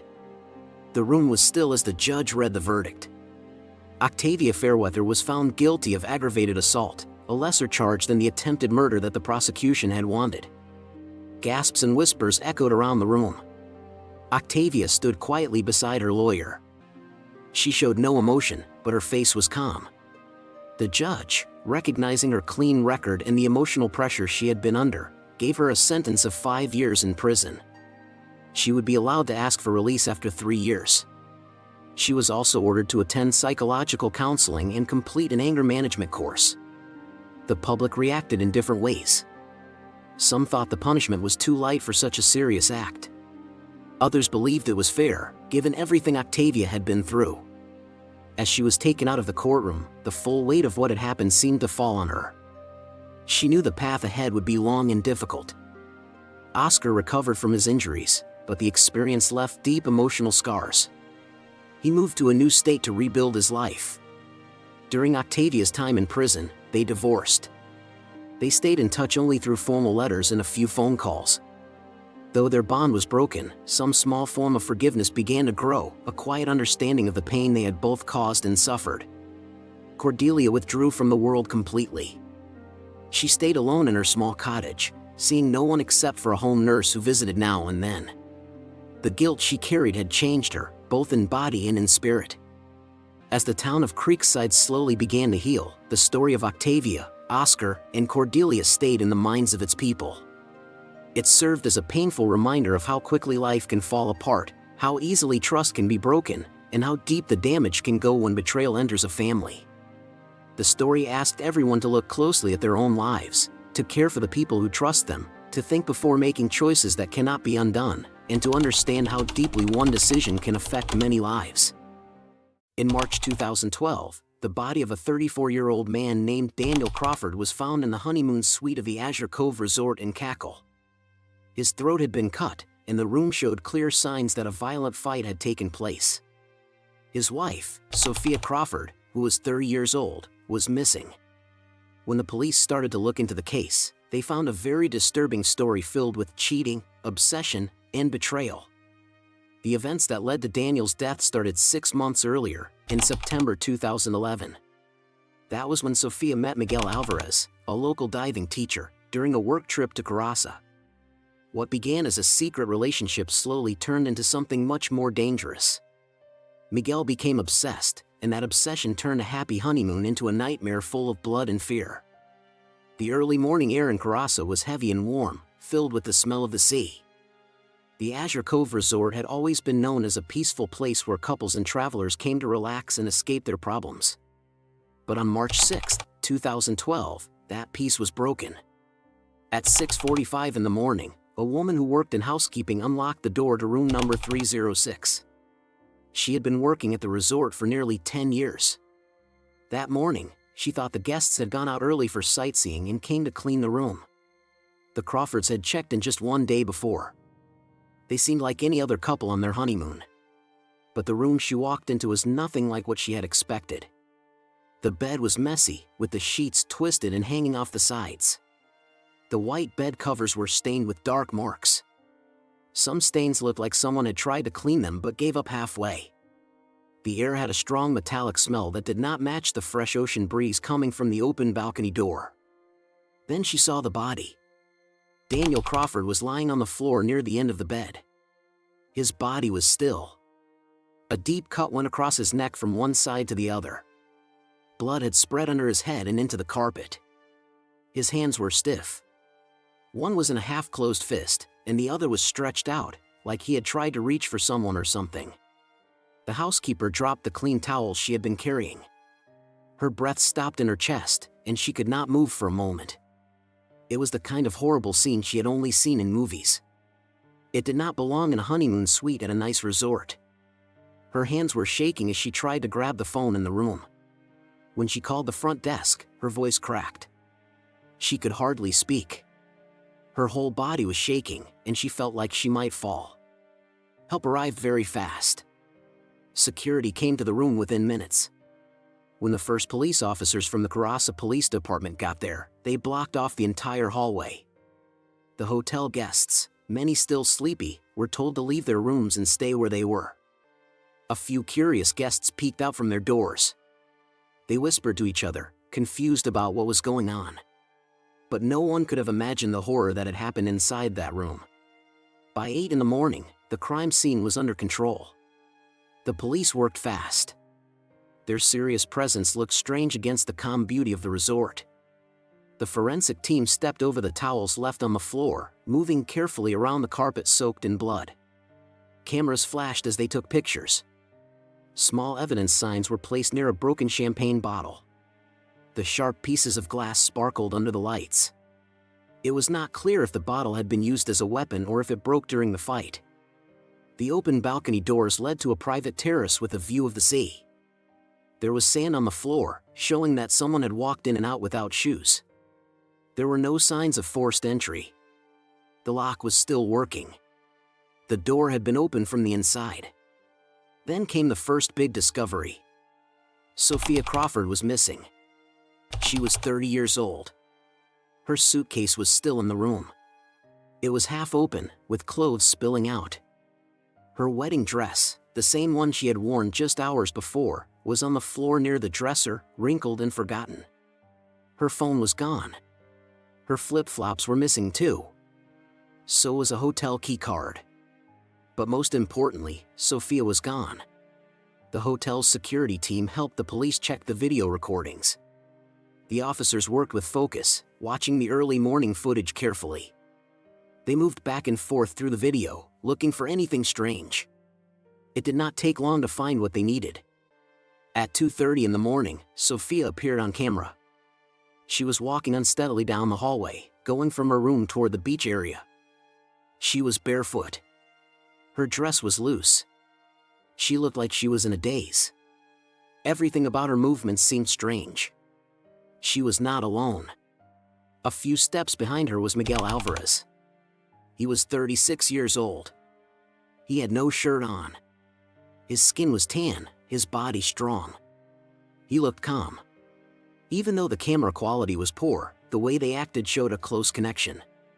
At one moment, Sophia turned around and looked at him. Her face was hard to understand. Then they disappeared from the camera view. They walked into the dark path that led to the private beach.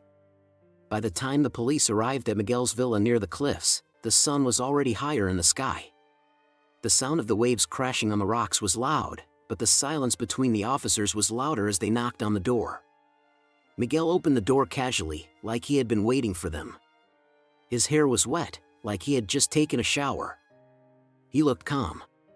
Too calm. His voice was steady. He spoke slowly, choosing each word carefully. He said that Sophia had come to him by herself.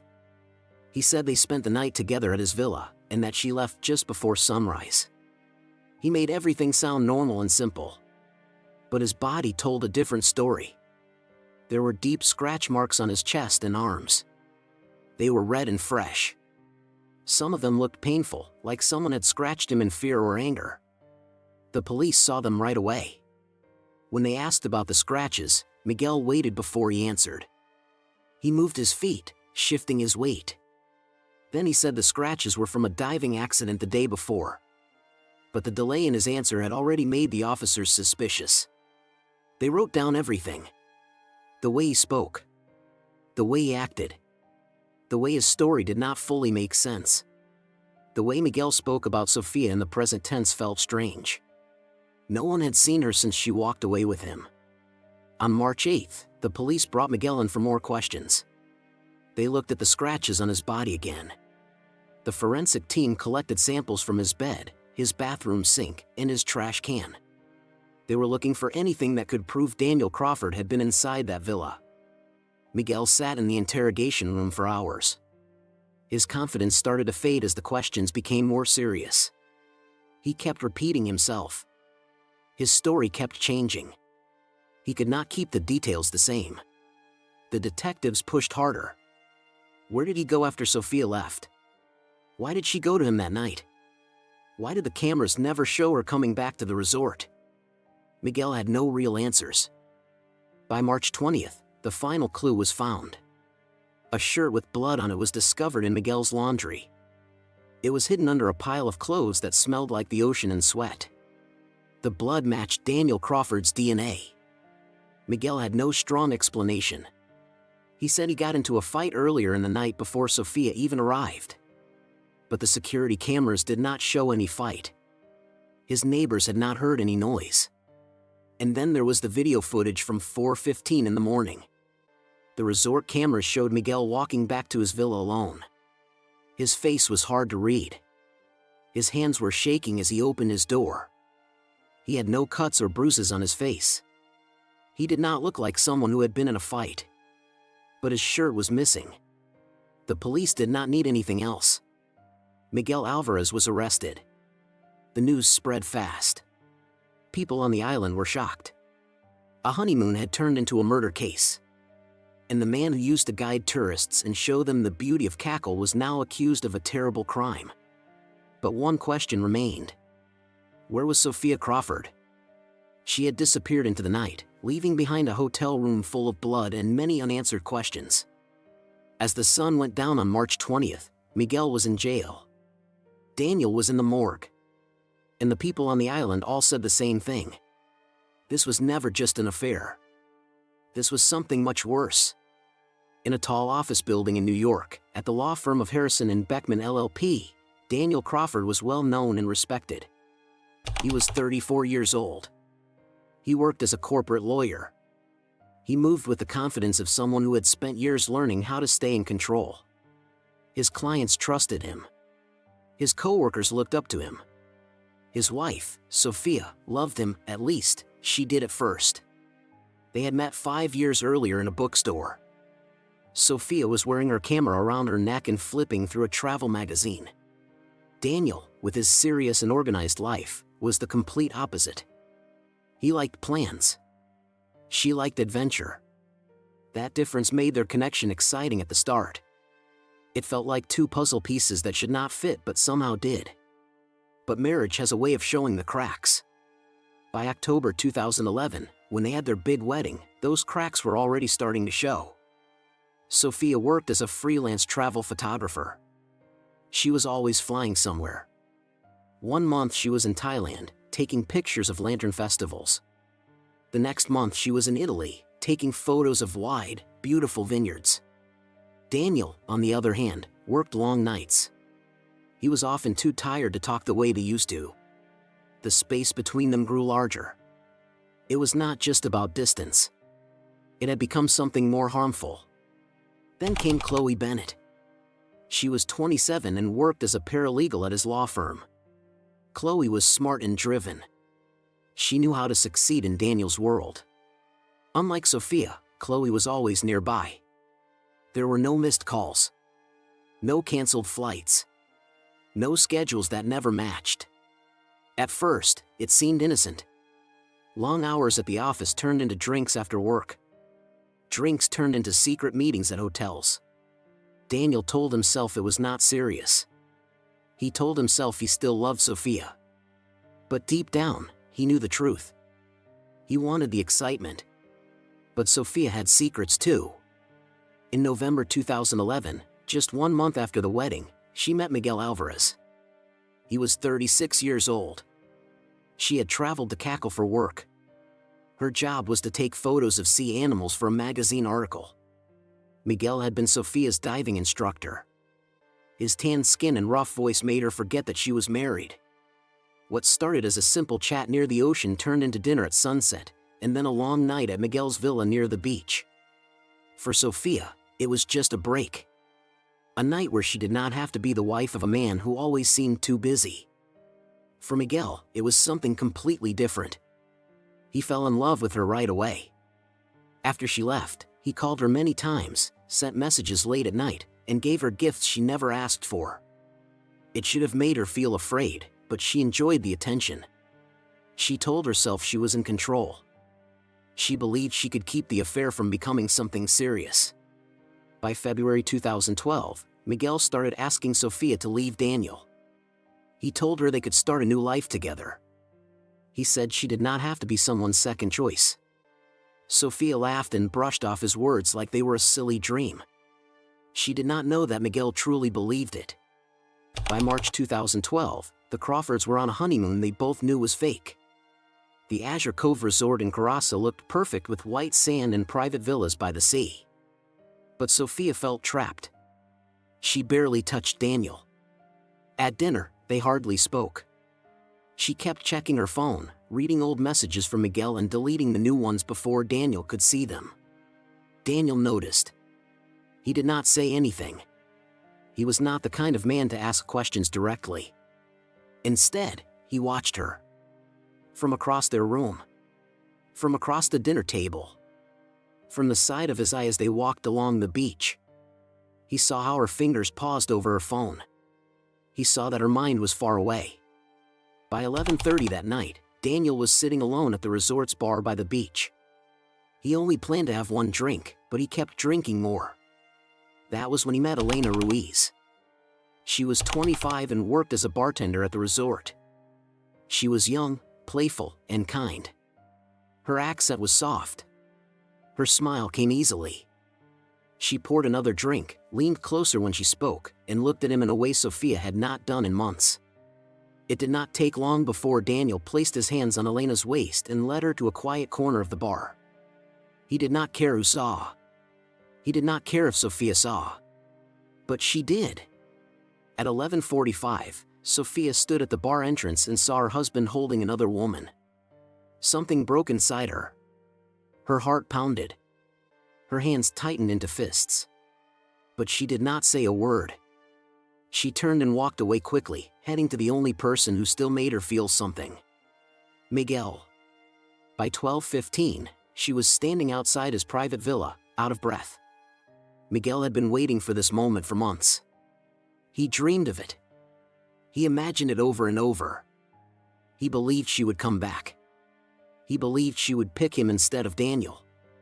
But when she told him she could not stay, that Daniel was still her husband, and that everything between them was a mistake, Miguel's face changed. They argued. His voice got louder, filled with anger. He reminded her of their nights together. He spoke of promises he thought she had made. He said he waited for her. That he loved her. That he planned a future for both of them. She told him none of it was real. At 1:30 in the morning, Miguel drove her back to the resort. His hands held the steering wheel tight. His knuckles were white. His breathing was heavy. His thoughts were wild. He was not ready to let her go. Not like this. At 1:50, Sophia returned to the honeymoon suite. Her dress was wrinkled. Her skin was still warm from Miguel's touch. Daniel was already inside. He smelled like perfume. His shirt was open. His face showed no emotion. The fight began right away. It was loud and intense. Sophia yelled first. She asked who the woman was. She asked how long it had been. She wanted to know if it was just another meaningless night for him. But Daniel did not stay quiet. He shouted back. Where had she been? Who had she been with? Their voices echoed through the thin resort walls. A glass broke. A chair fell. Someone in the next room heard the noise, but no one wanted to get involved. Then, in the morning, there was a knock at the door. Daniel, still angry, opened it without thinking. Miguel was standing there. He was not smiling. He was not the friendly, relaxed man Sophia had met months earlier. His hands were in fists. His breathing was sharp and slow, as if he was trying to stay calm. Everything that happened next was a blur. There was violence. There was blood. Then, there was silence. By 6:45 in the morning, the housekeeper opened the door to the honeymoon suite. She found Daniel's lifeless body. The walls were covered in blood. The bed was still messy. Sophia was gone. The salty air wrapped around Sophia Crawford like a second skin as she slowly woke up. Her body felt heavy. Her mind was confused. Her wrists were hurting. Something rough was cutting into her skin. Her arms were tied behind her back. Her ankles were tied too, just loose enough to let her move them a little. She blinked through the fog in her head. A faint light moved above her. She felt the soft shaking of a boat under her. The air inside the cabin was thick and damp. The wooden floor beneath her was rough. It was 4 in the morning on March 6th. Sophia was no longer on land. Across from her sat Miguel Alvarez. He was 36 years old. His face was calm, but something dark filled his eyes. There was no guilt in the way he looked at her. No fear. No regret. He had killed Daniel Crawford. And now he believed Sophia belonged to him. That thought hit Sophia like a heavy weight. The last thing she remembered before waking up on the boat was a nightmare. Daniel's face twisted in pain. His hands holding his bleeding throat. Blood on the walls. Miguel's fists. Her own scream. Then, nothing. She must have blacked out. Now, she was tied up on a yacht somewhere far off the coast of Caraza. No one knew where she was. Miguel spoke to her in a soft, gentle voice that made her stomach turn. He talked about their future. About the life he believed they would have. He spoke as if everything that happened was normal. He said Daniel's death was something that had to happen, so they could finally be free. He did not think he had done anything wrong. He did not think there would be any punishment. The boat rocked gently. The sea stretched in every direction. The island was gone from sight. If she screamed, no one would hear her. Miguel kept her on the boat for 2 days. On the morning of March 6th, when the sun rose, she understood how far from reality he had fallen. He made breakfast. He acted like they were just a couple on a trip. He talked about where they would go and who they would become. Sophia did not fight. Not yet. She listened. She pretended. She needed him to trust her. She needed him to believe she would not try to escape. But by the evening, Miguel began to change again. He watched her too closely. He walked around the deck, muttering to himself. He grew upset when she did not say what he wanted to hear. She saw it clearly, he was breaking down. It was only a matter of time before he heard her again. That night, Miguel sat outside drinking rum. Sophia's mind was racing. She had been studying the ropes. Her wrists were tied tightly, but the knot was not perfect. She waited. Watched him. His breathing slowed. His body leaned to the side in the chair. He was getting tired. She moved slowly. Quietly. Her hands had been working on the knot all day. By 5:30 in the morning, her wrists were free. She did not think. She ran. The deck was cold under her feet. The wind hit her skin. She jumped over the side of the yacht and into the dark, icy water below. The cold hit her lungs like a punch. But she did not stop. The ocean pulled at her. The currents were strong, trying to drag her under, but she kicked hard. Her arms pushed against the water. Her breath was tight in her chest. Behind her, Miguel shouted. She heard his feet hit the deck. She heard the sound of something metal being picked up. But she kept swimming. She did not look back. She did not care if he was chasing her. By the time she reached the shore, she could barely stand. Her legs shook. Her chest rose and fell in sharp, heavy breaths. Her body was bruised from the sharp rocks along the coast. The world spun around her. Black spots danced in her eyes. Then everything went dark. She did not know how much time passed before she felt hands on her shoulders. A voice spoke above her, mixing Spanish and Papiamento. She could barely open her eyes. A fisherman was crouched next to her. His weathered face was filled with worry. He spoke again, but she could not reply.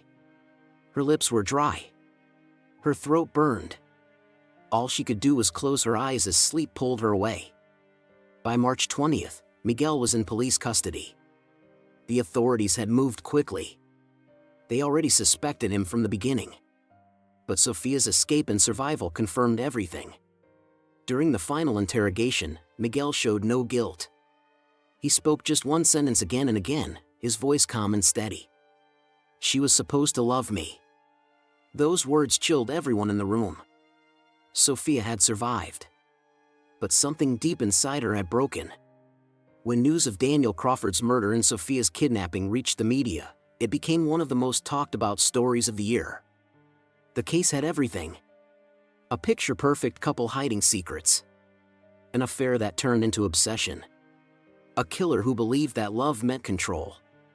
People were divided. Some believed Sofia was a victim, a woman tricked and trapped by a man who refused to let her go. Others said she had played with fire. They whispered that her choices led to Daniel's death. By July 2013, Miguel was sentenced to life in prison. He would never be free again. But there was no joy for Sofia. Surviving was not the same as living. She never returned to New York. The city that once felt like home now felt cold and full of ghosts. She moved to Europe. She changed her name. She gave up photography. Even years later, when she closed her eyes, she still saw the blood on the walls of the honeymoon suite. She saw the way Miguel had stared at her. She heard Daniel gasping for air in his final moments. She spent years trying to run away from the past. But it followed her. Carasa, once a place of beauty and peace, had become a memory forever marked by love, lies, and death. In March 2013, paramedics found a 27-year-old woman named Charlotte Monroe lying on the front porch of her house in Oak Ridge, a quiet neighborhood just outside Chicago. Her body was shaking, her breathing was weak, and there were signs of poison in the wine glass next to her. Somehow, she survived. When detectives started looking into the case, they found a dark story behind it. There was a secret love affair, a dangerous obsession, and a best friend who was ready to kill. It all began on February 14, 2013, the night of Charlotte's wedding. One wrong decision that night started a series of events that would almost take her life. It was a freezing cold night in Oak Ridge. The wind was so sharp that it felt like it could cut through even the thickest coats. The streets were empty, and most people had gone to sleep. The homes were quiet, with only a few lights glowing behind the windows. Nothing ever disturbed the peace in that area. But at 11:52 p.m., everything changed. A neighbor, an older man who had just finished watching the late-night news, stepped outside to take out his trash like he did every night. This time, something caught his eye. He saw a shape on the porch across the street. It looked like someone was lying there. There was something dark and thick on the steps. At first, he thought someone might have spilled a drink, maybe knocked over a glass. As he moved closer, he saw fingers twitching. The person was trying to move. He noticed the pale skin and the shallow, sharp breaths. When he saw the face, he knew it was Charlotte Monroe. She was the newly married woman who had just moved into the neighborhood. People used to hear her laugh around the block. Now, she looked like she was in pain. Her lips were shaking, and foam was coming out of her mouth. She was dying. The man did not wait. He ran back inside his house, hands shaking while he tried to call for help. His voice was shaking when he spoke to the emergency operator. He had no idea what had happened, but he knew it was serious. When the paramedics arrived, they moved quickly. One of them knelt beside Charlotte and checked her pulse. It was weak. Another paramedic gently turned her to the side so she would not choke on the foam. Her arms and legs were jerking. Her body was trying to fight something inside it. Next to her was a wine glass. It had tipped over, and its liquid had spilled on the wooden floor. Right away, the paramedics knew something was wrong. The way her body was reacting did not look like an accident. It also did not look like an allergic reaction. It looked like poison. They did not wait. They placed Charlotte on a stretcher. Her body was soft and still now. Her movements were slowing down. As they rolled her away, one of the paramedics looked back at the house. The front door was wide open and moving slightly in the wind. The house inside was dark and silent. Something felt wrong. The ambulance rushed to St. Agnes Hospital. The sirens echoed through the quiet night. Even while the ambulance rushed to the hospital, Charlotte's heartbeat kept getting weaker. For a few moments, it seemed like she was slipping away. But Charlotte Monroe was stronger than anyone had thought. The hospital was quiet when detectives Noah Landry and Olivia Hayes arrived at 6 in the morning. The overnight staff spoke in soft voices. The only sounds came from the machines, gently beeping in the stillness. Charlotte was in room number 412 at the end of the hallway. It was a small, cold hospital room, and there, the woman people now called a miracle was slowly recovering. The doctors had done everything they could. The poison, whatever it was, had nearly shut down all her organs. But somehow, she survived. Detective Landry stood just outside the room, flipping through his notebook. He was reviewing the little information they had. There were no signs of forced entry. There was no sign of a fight. Just a woman, poisoned and alone on her porch. He disliked cases like this, when nothing added up. Detective Hayes, younger and sharper, stood at the small glass window on the door, watching Charlotte. Charlotte looked weak, far too weak for someone who had just survived an attack like this. Her chest moved slowly, and her fingers twitched beneath the blanket. The doctors had told them she might not wake up for another day. Her body had been pushed too far. But Charlotte did wake up. It started slowly. Her eyelashes moved. Then, she took a deep breath. Landry entered the room just as her eyes opened. For a second, she stayed still. Then her face changed. She remembered. Her eyes filled with fear.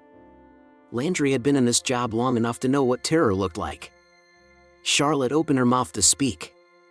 Her breathing was unsteady, and her throat was sore, but she forced herself to talk. Her voice was shaky, but her words were clear. She said one name. Sophia. By 2:30 in the afternoon the next day, Sophia Caldwell was in handcuffs. She had been at her apartment downtown when police arrived. She did not scream. She did not fight back. She only watched them with a cold, unreadable expression. Inside her apartment, officers moved quickly. One of them saw an open laptop. The search history made everyone in the room stop. How much poison to kill a person? Best poisons that cannot be found in tests. How fast does poison work?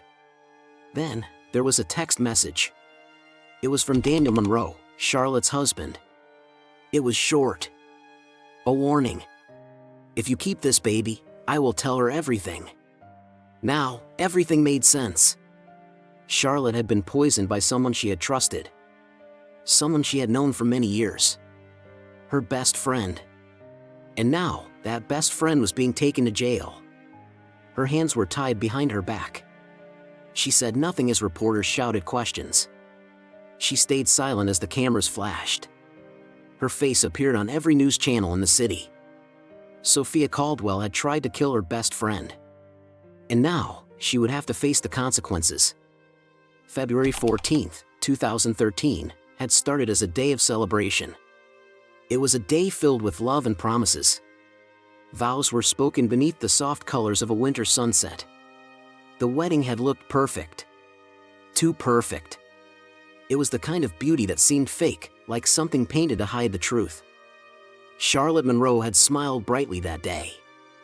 Her eyes were full of hope as she walked down the aisle toward the man she thought would be her future. Daniel Monroe, standing at the front in a clean black suit, looked perfect too. He looked like a man in love. His hands were steady. His voice strong, as he promised to spend his life with her. But deep inside Daniel, hidden behind his calm and steady appearance, there was something darker, guilt. It was heavy and crushing, always with him, like a shadow that never went away. Among the guests that day, standing quietly in the crowd of familiar faces, was Sophia Caldwell. She had been Charlotte's best friend since childhood. She had seen every important moment in Charlotte's life, the heartbreaks, the achievements, the late-night talks about dreams and love. She was the one who wiped Charlotte's tears when past relationships had ended. But that night, while Charlotte danced in her husband's arms, Sophia's smile was not real. She was only pretending to be happy. Her smile was a mask, one that felt like it would fall apart at any moment. Just a few hours before Charlotte walked down the aisle, Sophia had been in a hotel room with Daniel Monroe. It had not been planned. It had not been something either of them expected. But it had happened. One night. One mistake. While Charlotte had been in the next room getting ready with her bridesmaids, laughing and sipping champagne, the two people she trusted most had crossed a line that could never be erased. Daniel had been drinking. So had Sophia. The wedding was getting closer, and the pressure was heavy. Daniel had stepped outside to breathe, to find some space. That was when he saw Sophia. Her presence was familiar. Her voice was calm. She had asked if he was feeling nervous. He had not planned to kiss her. He had not planned for anything to happen. But once it started, neither of them stopped it. For Daniel, it was a moment of weakness. But for Sophia, it was something much deeper. She had always loved Daniel, not just as Charlotte's fiancé, but in a secret, hidden way that she had kept buried for years. She had been jealous of Charlotte, though she never admitted it, not even to herself. Charlotte always had the love stories, the happy endings. Sophia was always the friend standing nearby, smiling quietly from the side. But that night, Daniel had been hers. Even if it was only for a few hours. By morning, Daniel was full of regret. But regret could not change what had happened. As the sun came up, they both agreed never to talk about it again. Never to tell Charlotte. Never to let that one night ruin what was supposed to be the happiest day of her life. So Daniel stood at the altar, looking into Charlotte's eyes, promising her a lifetime. And Sophia stood among the bridesmaids, clapping, smiling, pretending. By March 2nd, 2013, at 10 o'clock at night, everything had changed. Sophia had been feeling sick for weeks. She felt tired, weak, and uneasy. A small voice inside her kept asking questions she tried to ignore. But then, the test confirmed it. She was pregnant. She sat on the cold bathroom floor in her apartment, staring at the test. Her heart pounded inside her chest. There was only one possible reason. One moment that had caused this. Daniel. That truth cut her deeply. She knew, even before speaking to him, that this was not a secret he could keep hidden. That night, she went to the Monroe house without being invited. Her hands shook as she knocked on the door. When Daniel opened it and saw her face, all the color left his skin. He already knew. The talk that followed was quiet and tense. It felt dangerous. He did not want to hear the words. He wished it would all disappear. But Sophia made herself clear, she was not going to end the pregnancy. Daniel felt trapped. The world he had with Charlotte was falling apart. He sat down, his head in his hands, knowing the truth. If Sophia had the baby, there was no way to hide what they had done. And when Charlotte found out, it would ruin everything. That moment broke Sophia completely. She had believed Daniel would choose her. She thought he would fight for her, say that their night together meant something. She thought he would call it fate. But instead, he told her clearly. Charlotte was his future, not her. And something inside Sophia shattered. By March 4, 2013, Sophia had made her decision. She sat alone in her apartment that night, her thoughts growing darker. The love she once felt for Daniel had turned into anger and pain. Her heart was filled with jealousy and hate. Charlotte had always won. Always. Even now, after everything, Daniel still chose her. Sophia could not let it happen. Her fingers hovered over the keyboard before she began typing. What poison leaves no trace? Fastest acting liquid poison. How long does poison take to kill someone? She scrolled through page after page, learning about substances that had no color, no taste, and could shut down the human body before doctors even knew what was wrong. Charlotte was in the way. If Charlotte disappeared, Daniel would have no choice but to turn to her. For the next few days, Sophia made her plan. She prepared everything, waited for the right moment, for the chance to make sure Charlotte Monroe would never be in her life again. The night of March 6, 2013, was calm. At 11 o'clock, the air outside the Monroe house smelled like fresh earth after a late winter rain. The soft glow of the patio lights lit up the wooden deck in the backyard. The neighborhood was quiet. The distant sound of cars on the road barely touched the peaceful space. It was the perfect setting for a simple talk between friends, for a quiet laugh, or a glass of wine. That is what Charlotte believed. For weeks, Charlotte had been feeling uneasy. Something about her marriage felt strange. Daniel's touch had changed. His voice was quieter. His smile was rare. And Sophia, her best friend since they were girls, had started acting differently too. She seemed tense, distant. Her eyes held something that never reached her lips. Charlotte had tried to ignore the feeling. She had wanted one night to feel normal. So, she asked Sophia to come over, just the two of them.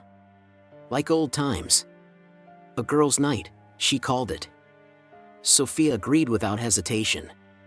Now they sat together on the patio. 2 glasses of wine. A quiet night. The stars above. For a short moment, it almost felt like before. Charlotte laughed at something, a soft, real laugh that broke through the tension. Sophia smiled too, but something about her smile was off. It was too perfect. Too calm.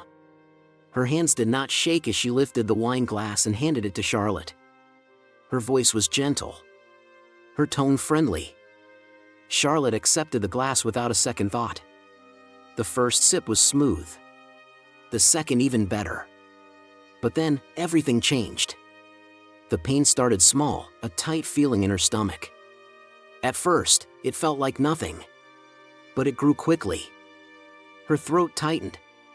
The air would not come. A deep burning rose from her stomach to her chest. Charlotte gasped. Her hands grabbed the edge of the table. Her body felt strange, like it was turning against her. And across the table, Sophia just watched. She did not move. She did not speak. She showed no fear, no worry. She waited. Sophia had thought it would happen fast. She expected Charlotte's body to shut down in minutes. But Charlotte was stronger than she had believed. By 11:45, Charlotte had fallen from her chair. Her body shook. Her hands clawed at her throat. The pain was sharp, blinding. Her vision swam, the world spinning around her. Her chest was on fire. Her arms and legs were losing strength. But even as her body gave up, her will refused. With the last bit of strength she had, her hands reached out. They were shaking and covered in sweat as they scraped against the wooden deck, trying to hold on. As she pulled herself forward, she did not know where she was going. She only knew she could not stay where she was. The house behind her felt cold, dark, and empty. But outside, there was light. She crawled slowly. Every movement brought new waves of pain through her body. Her legs barely worked. The pain was blinding, but she kept going. She reached the porch. Her fingers wrapped around the edge of the steps. Her body shook as she tried to lift herself forward.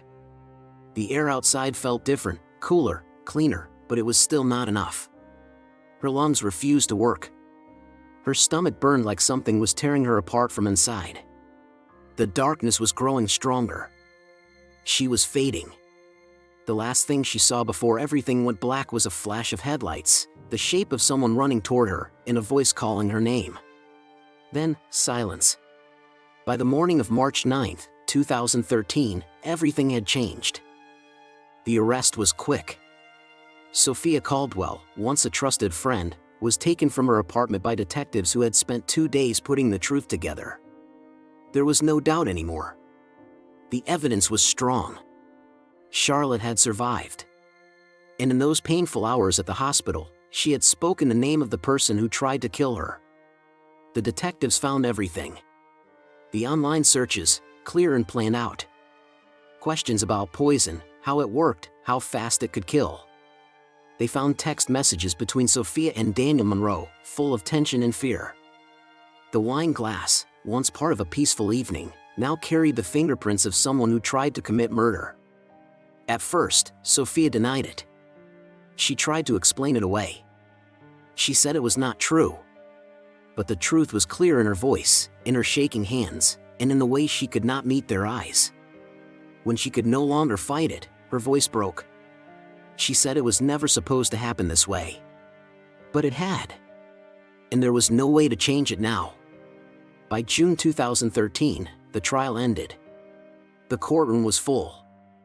Many people there had once trusted Sophia. Some had even called her a friend. The jury took only 4 hours to make their decision. Life in prison. No chance of release. Sophia showed no regret. No apology. She sat still, her face without emotion, as her sentence was read. As for Daniel Monroe, he was given full custody of the child Sophia would never raise. The same child that had started everything. Charlotte had survived. But she was no longer the same person. Her body had healed, but the wounds inside were deeper than anyone could see.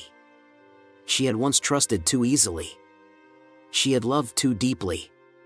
And in the end, she had been betrayed by the two people she had trusted most, her husband and her best friend. She had stepped into marriage believing she had a future full of love. Instead, she had stepped into a nightmare. It had been 1 full year since Charlotte Monroe had fought for her life on that wooden porch. 1 year since she had tasted death in her mouth, while poison rushed through her veins.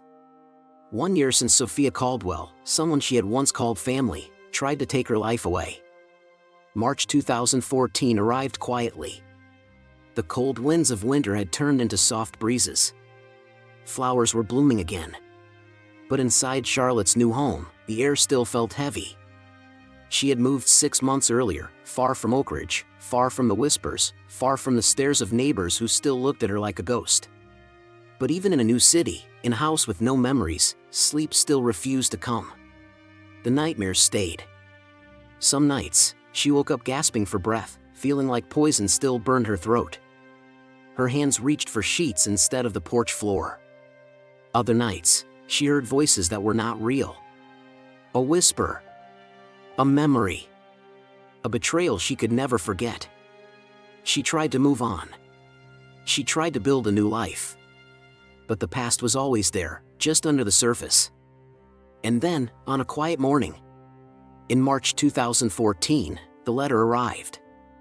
Charlotte found it in her mailbox, squeezed between useless bills and grocery store flyers. It was a plain white envelope. No return address. No markings. Nothing about it seemed important. At first, she almost threw it away. But something felt wrong. She opened it with calm hands. But when her eyes reached the single line written inside, her breath stopped. I will see you again someday. The letters were clear, perfectly written, in handwriting she knew too well.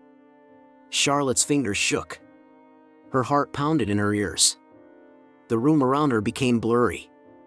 The air felt heavy. The walls seemed to close in. Sophia was supposed to be in prison, locked away, gone. So how did she send this? 100 thoughts filled Charlotte's mind. Was the letter real? Was it a cruel joke? Was Sophia watching her, even from behind bars? The logical part of her mind understood, prisoners could send letters. People could help. It was not impossible. But something about those words felt too personal. Too exact. The betrayal had never left her. And now, it never would. She dropped the letter. It floated to the floor. The black ink stood out against the white paper like a scar. Some betrayals never fade. Some ghosts never rest. And some stories never truly end. Make sure to like and subscribe so you do not miss any of our daily updates. You can also check out another unbelievable case, the one where a wife discovers her husband's secret family during a regular trip to the grocery store. Watch it now and tell us what you think in the comments. In the quiet neighborhood of Millbrook, just outside the busy city of Hartford, Connecticut, a terrible crime destroyed the peaceful image of suburban life. On a cool morning in September 2018, the body of 17-year-old Sarah Thompson was found in the woods behind her family's house. The shocking discovery left the entire community afraid, with people locking their doors and speaking quietly about the unknown killer who still walked among them. Detective Michael Carter, an experienced officer from the Hartford Police Department, was chosen to lead the investigation. With his strong instincts and deep commitment, Carter began to uncover the lies and secrets surrounding Sarah's death. He did not know that this case would test his beliefs and force him to face the darkest parts of human behavior. At first, people suspected Sarah's stepmother, Amanda Wilson. Their difficult relationship was well known in the neighborhood, and Amanda's jealousy of Sarah seemed like a possible reason for the crime. But under the surface of what looked like a simple case, there was a deeper and more disturbing story filled with betrayal, secrets, and deadly choices. At the center of it all was Robert Wilson, Sarah's stepfather. He was a respected businessman and seen as a strong figure in the community. After the murder, he acted like a heartbroken father, helping his wife through their pain. But Detective Carter soon found that Robert's calm and caring appearance was only a mask. Behind it were many lies that would eventually bring him down. This is the story of a murder that destroyed a family, tested a detective's instincts, and revealed how dangerous hidden desires and betrayal can be. It is a painful reminder that sometimes the most harmful people live among us, pretending to be normal and hiding in our very own neighborhoods. Sarah Thompson was a bright and hopeful young girl whose life ended just weeks before she turned 18. She was born to a single mother, Amanda Thompson, in 2001.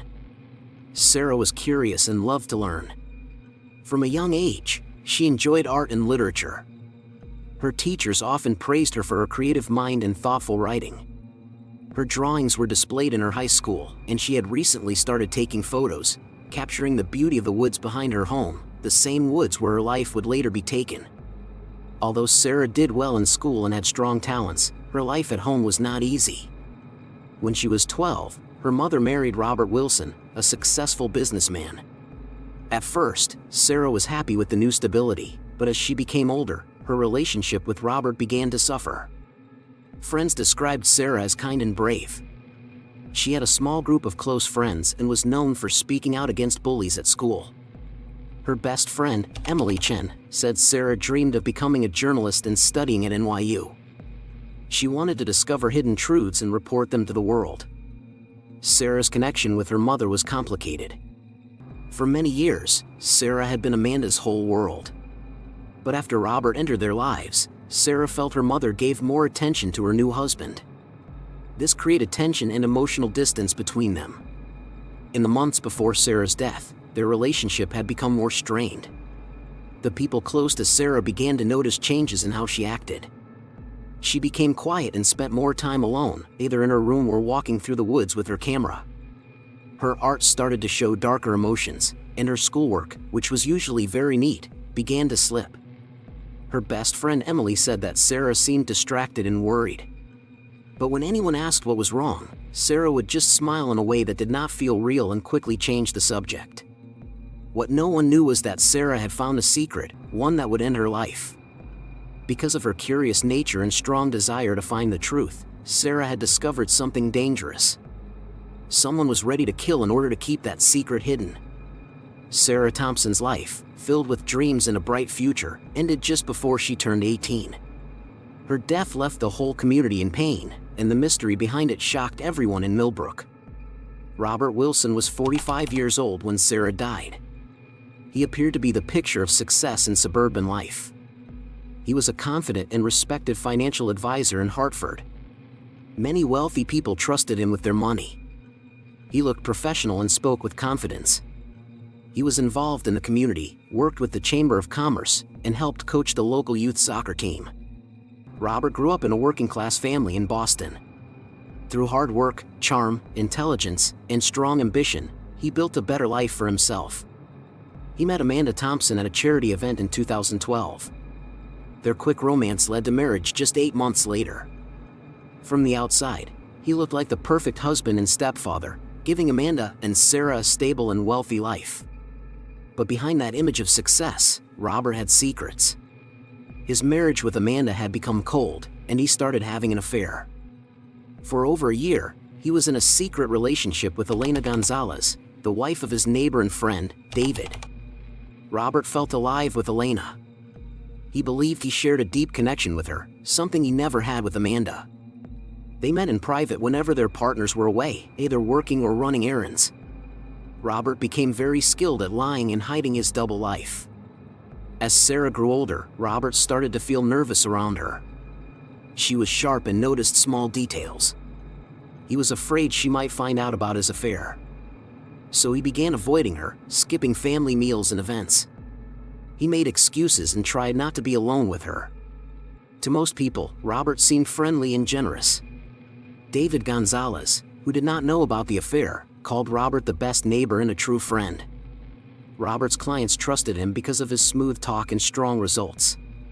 But people who worked closely with him noticed changes. His assistant at the office said Robert had become more short-tempered and distracted. His college friend Mark Stevens said he seemed tense, like he was always worried about something. No one could imagine that behind Robert Wilson's clean and successful image was a man ready to do terrible things to protect his lies and keep his life from falling apart. On the morning of September 15, 2018, a jogger made a horrible discovery. While running on his usual path in the woods behind the Wilson home, he saw something under a pile of leaves and branches. It was Sarah Thompson's body. Someone had tried to hide it, but not very well. The sight was disturbing and hard to forget. Detective Michael Carter arrived at the scene within the hour. He looked carefully at everything. Sarah's body showed clear signs of a struggle. She had bruises on her face and arms. Her hands had marks that showed she had tried hard to fight back. The cause of death was clear. Her throat had been cut by a sharp, rough-edged blade. As the forensic team searched the area for clues, Carter paid close attention to all the details around the scene. Sarah's camera, which her friends said she always took with her on walks through the woods, was missing. Marks in the dirt and disturbed plants showed that her body had likely been moved after the attack. It seemed someone had tried to hide her quickly, but not carefully. One important detail stood out: there were no signs of sexual assault. This made Detective Carter believe the motive was personal, not random. The violence of the attack suggested that the killer acted out of strong emotion, possibly someone close to Sarah who had lost control in a moment of anger. When the news of Sarah's death spread, the peaceful neighborhood of Millbrook changed. People who once left their doors unlocked began to check their locks twice. Parents kept their children inside. The woods, once a quiet place to relax, were now surrounded by yellow police tape and filled with fear. Detective Michael Carter, who had worked with the Hartford Police Department for 20 years, took charge of the case. Known for being careful with details and for seeing things others missed, Carter had solved some of the city's most difficult cases. As he stood in the Wilson family's living room and looked at the pictures on the wall, he knew this case would be one of the hardest he had ever faced. The first 2 days of the investigation were busy. Carter and his team interviewed family members, friends, and neighbors. They went through Sarah's school records, studied her social media, and carefully traced her steps during the days before her death. Robert Wilson looked shocked and gave a detailed story of where he was on the night of the murder. He said he had worked late at his office. Security footage and his assistant confirmed this. Amanda Wilson, still clearly heartbroken, had trouble staying calm during her interview. She said she had argued with Sarah the day before, but said it was just a normal disagreement between a mother and daughter. As Carter looked deeper into their lives, a more troubling picture appeared. Neighbors said there were often loud arguments between Sarah and Amanda. Their voices could sometimes be heard across the quiet neighborhood. Sarah's best friend, Emily Chen, said that Sarah had felt unhappy at home and believed no one truly understood her. The first round of forensic tests brought up more confusion than answers. Small bits of evidence on Sarah's clothes did not match anything from Robert or Amanda. The murder weapon, likely a hunting knife or something similar, had not been found, even after a careful search of the Wilson house and nearby areas. Then came a breakthrough. When Carter spoke with Elena Gonzalez, the Wilsons' neighbor, she seemed nervous. She said she had seen Sarah arguing with Amanda in the driveway the day before she went missing. Elena also said that Amanda often seemed jealous of Sarah's youth and beauty. This, along with the tense home life and Amanda's weak explanation for where she was that night, made Carter focus more on Sarah's mother. He began to think that long-standing anger might have exploded into a deadly fight. As the second week of the investigation began, Carter felt like he was close to solving the case. He got permission to search Amanda's personal items and messages, hoping to find the key piece of evidence. But a quiet doubt stayed in Carter's thoughts. Something about Robert's calm attitude and his perfect story felt too clean, too easy. Carter's instincts were warning him. He did not yet realize that the truth behind Sarah's death was darker than he ever expected. While everything seemed to point toward Amanda Wilson as the main suspect, the real story was far more disturbing. Detective Carter, guided by the evidence, began building a case against Amanda Wilson, the 42-year-old homemaker who had a difficult history. Carter's team found a series of intense text messages between Amanda and Sarah from the weeks before the murder. In one message, Amanda accused Sarah of trying to destroy her marriage. Sarah replied by calling her mother a jealous and pathetic old woman. These messages supported the idea that their relationship had become deeply troubled. More doubt was raised by Amanda's behavior after Sarah's death. Although she seemed heartbroken at first, she soon became defensive and hard to question. Her alibi for the night Sarah died was weak. She said she had been home alone, watching television, but there was no one to confirm it. During the search of the Wilson house, police found a journal hidden in Amanda's nightstand. The entry showed Amanda's growing anger towards Sarah. She often wrote about feeling invisible next to her daughter's beauty and the attention Sarah received from Robert. One disturbing note read, "Sometimes I wish she would just disappear. Life would be better without her always watching and judging." Suspicion grew even more when a neighbor told police that Amanda had come home very early in the morning on the day Sarah's body was found. Amanda could not explain it. She claimed she must have been sleepwalking, a condition she had never mentioned before. As the evidence piled up, Carter felt more pressure from both his superiors and the public. The people of Millbrook were scared. They wanted answers.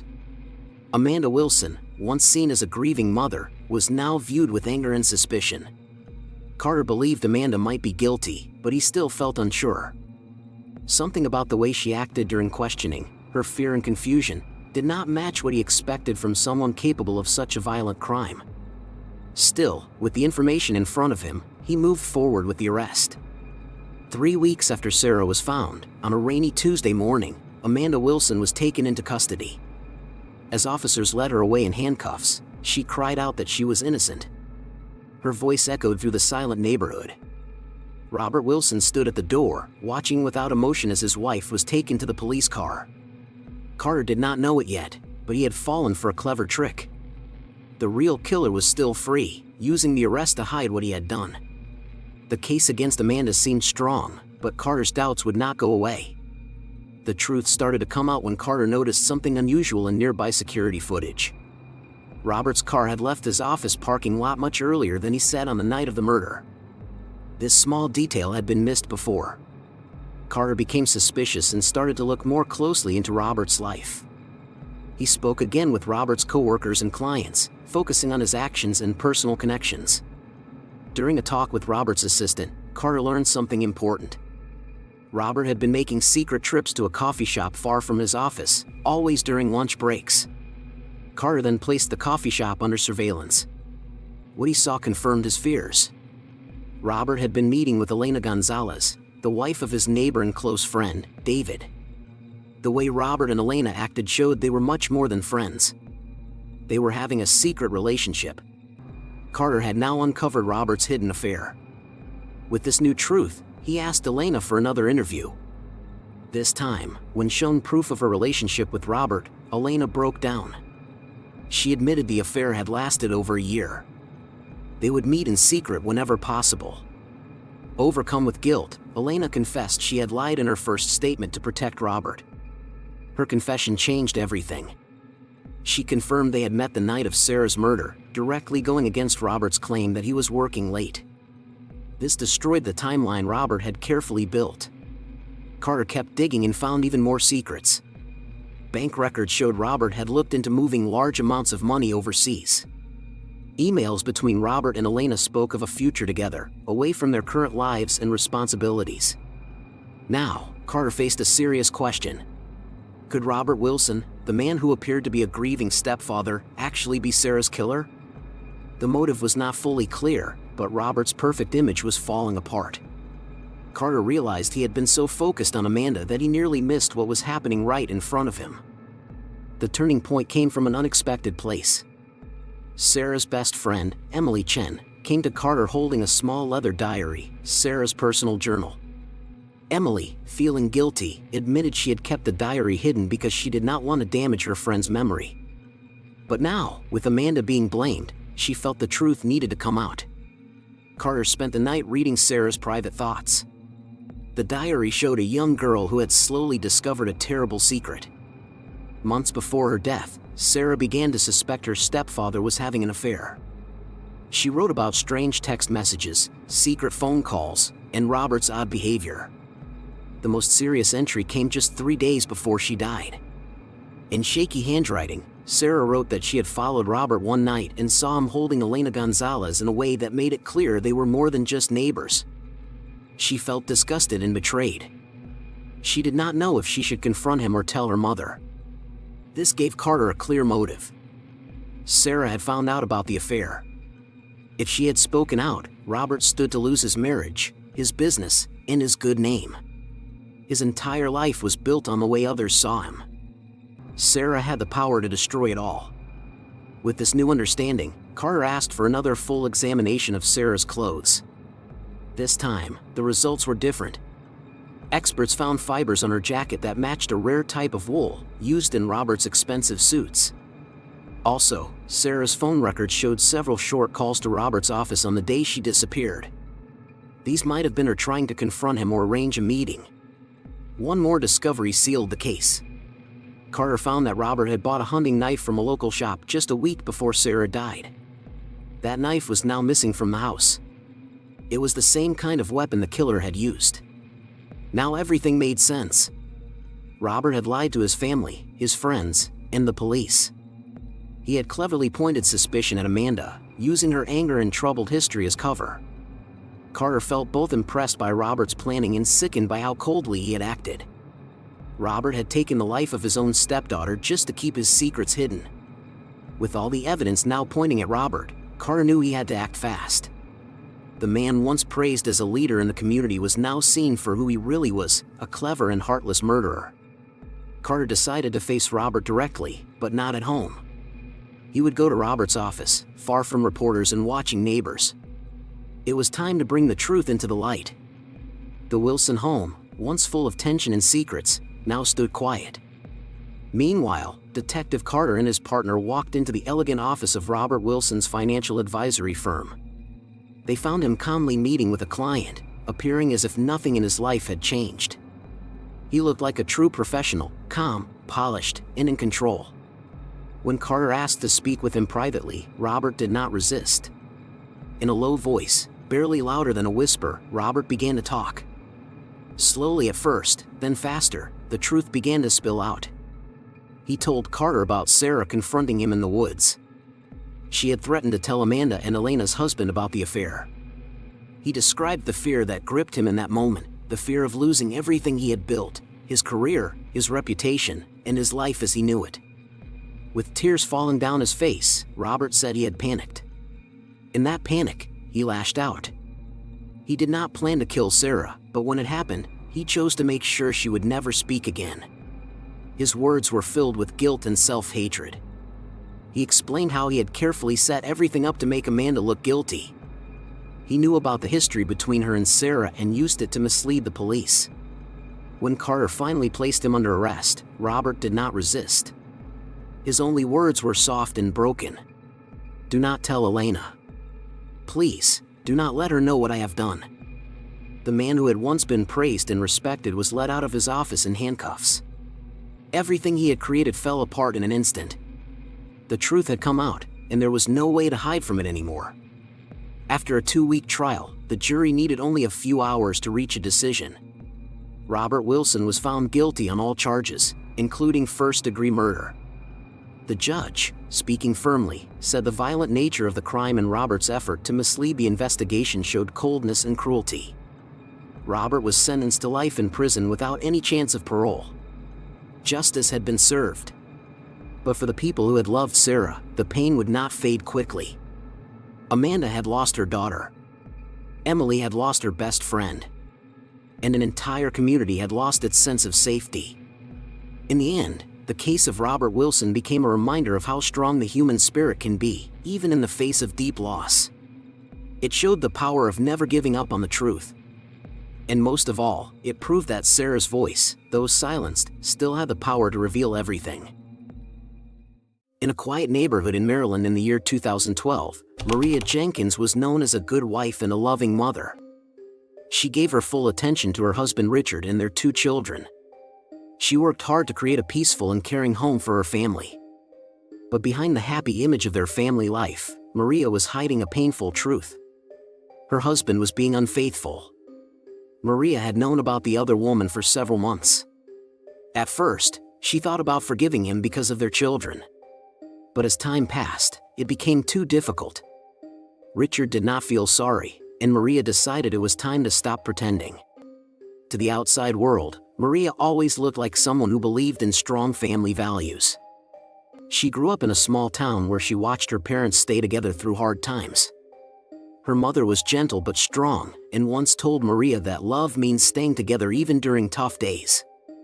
These words stayed with Maria, and for many years, she held on to that idea. Even when her own life started to fall apart, she still believed in fighting for her marriage. Maria met Richard in the late 1990s, just after she finished college. He was full of charm, had big goals, and promised her a life filled with love and excitement. For many years, he kept that promise. They bought a house in Maryland, had 2 lovely children, and built a life that Maria truly loved. She stayed home to take care of their children, Sophie and Liam, while Richard worked long hours to support the family. Maria saw herself as the glue that held everything together, making sure their children had a safe and warm place to grow. But slowly, things started to change. By the time it was 2011, Maria began to notice small differences in Richard. He seemed lost and thought more often. Sometimes he came home late, and Maria could smell a light perfume on him that did not belong to her. At first, she tried to push away her doubts. She told herself it was just his job or maybe her own mind playing tricks. Richard had always been a caring father, and even though their marriage had some problems, Maria believed they were strong together. But the warning signs became clearer. Richard spent more time on his phone and kept it close to him all the time, as if he was hiding something. At night, when they went to bed, he would turn away from her and keep reading messages. Their talks had become shallow, without the deep connection they once had. The love and closeness that used to come so easily now felt cold and distant. Maria could feel something was deeply wrong. On January 5, 2012, everything changed for Maria. She was doing her usual house chores, trying to ignore the feeling that something was not right. While sorting through the mail, she saw a credit card bill that was much higher than usual. She felt curious and, even though she was unsure, she decided to look at the details. That was when she saw them, hotel receipts.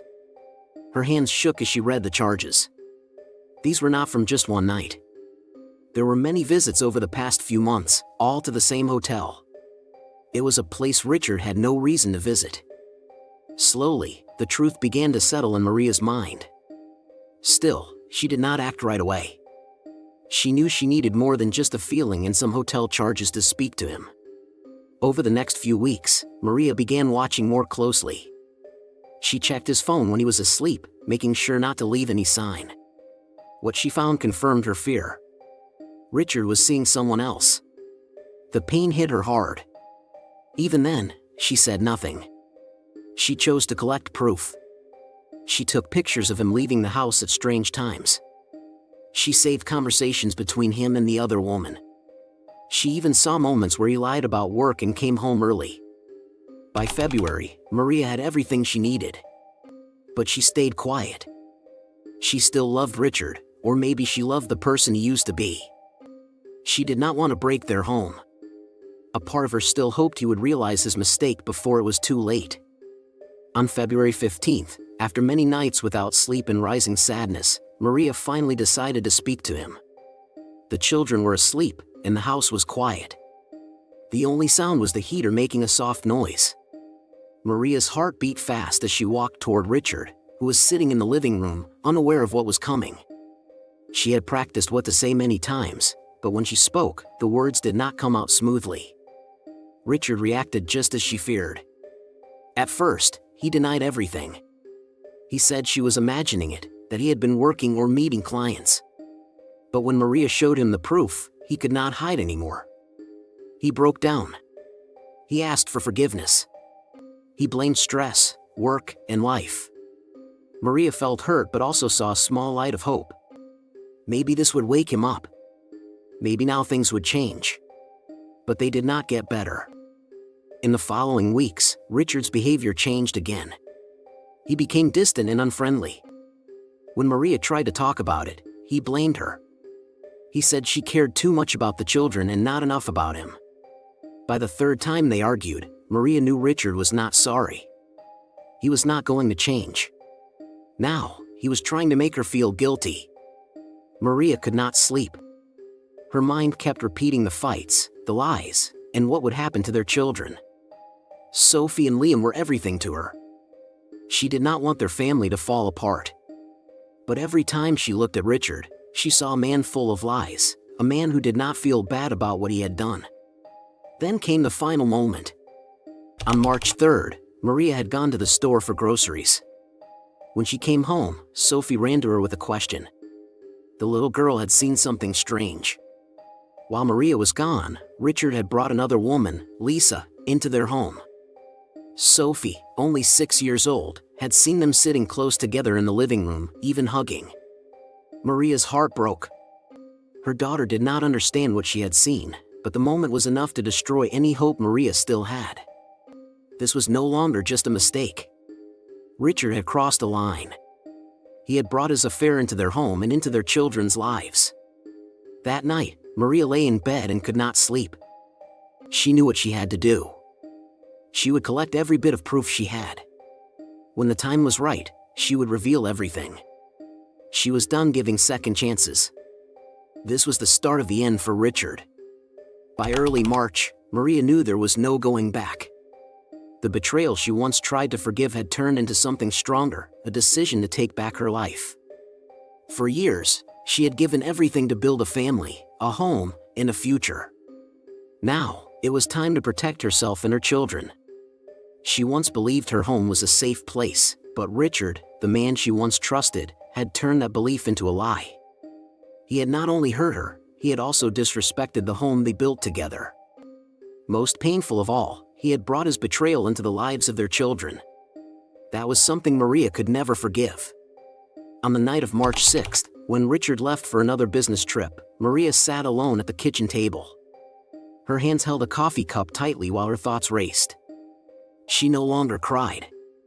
She had cried enough. Now, her mind was clear. She was focused. She had made a decision. She would gather strong proof, not just to expose Richard, but to make sure he would lose everything he had taken for granted. Her thoughts turned to the upcoming family reunion, the yearly event where all of Richard's relatives gathered. That would be the perfect moment to show everyone the truth. Maria planned everything carefully. She bought hidden cameras from the internet. They were small and looked like normal household items. She had one camera inside a clock on the bedroom dresser. Another camera was hidden inside a photo frame in the living room. She made sure both were placed at perfect angles so they would record everything without anyone noticing. She also placed a small voice recorder in Richard's briefcase. It would turn on when it heard sound and capture every private conversation and phone call. Maria knew Richard's habits well by this point. He had grown careless. He believed her silence meant she had accepted his cheating. He could not have been more wrong. Over the next few weeks, Maria quietly pulled away from him. She stopped trying to talk to him. She spent more time with the children. She let him believe he was free to continue the affair. Her distance made him feel safe, and with time, Richard became more bold. He brought Lisa into their home again and again, thinking no one would ever know. But each time, the cameras recorded everything: the looks, the touches, the words. Maria now had hours of video and sound recordings. They told the story of a man who had not only betrayed his wife but had destroyed the trust that held their family together. She felt sadness, but she also felt peace. She knew what she had to do. This was no longer about anger. It was about protecting her children. She could not let them grow up in a home built on lies. As June arrived, the Jenkins family reunion was being planned. Richard's parents were hosting it at their large house outside of Maryland, just like they did every year. The event was planned for July 4th. It would include food, games, and family traditions. Everyone would be there: Richard's brothers, sisters, their spouses, cousins, nieces, and nephews. For Richard, it was a chance to act like the perfect father and husband. But Maria saw it differently. She saw it as her chance to reveal everything. She acted like nothing was wrong. She helped with the planning. She smiled when needed. But deep inside, she was getting ready for the moment that would change everything. By now, her evidence was complete. She had videos, voice recordings, and even saved messages from Richard's phone. It all proved the affair beyond any doubt. There would be no way for him to escape the truth.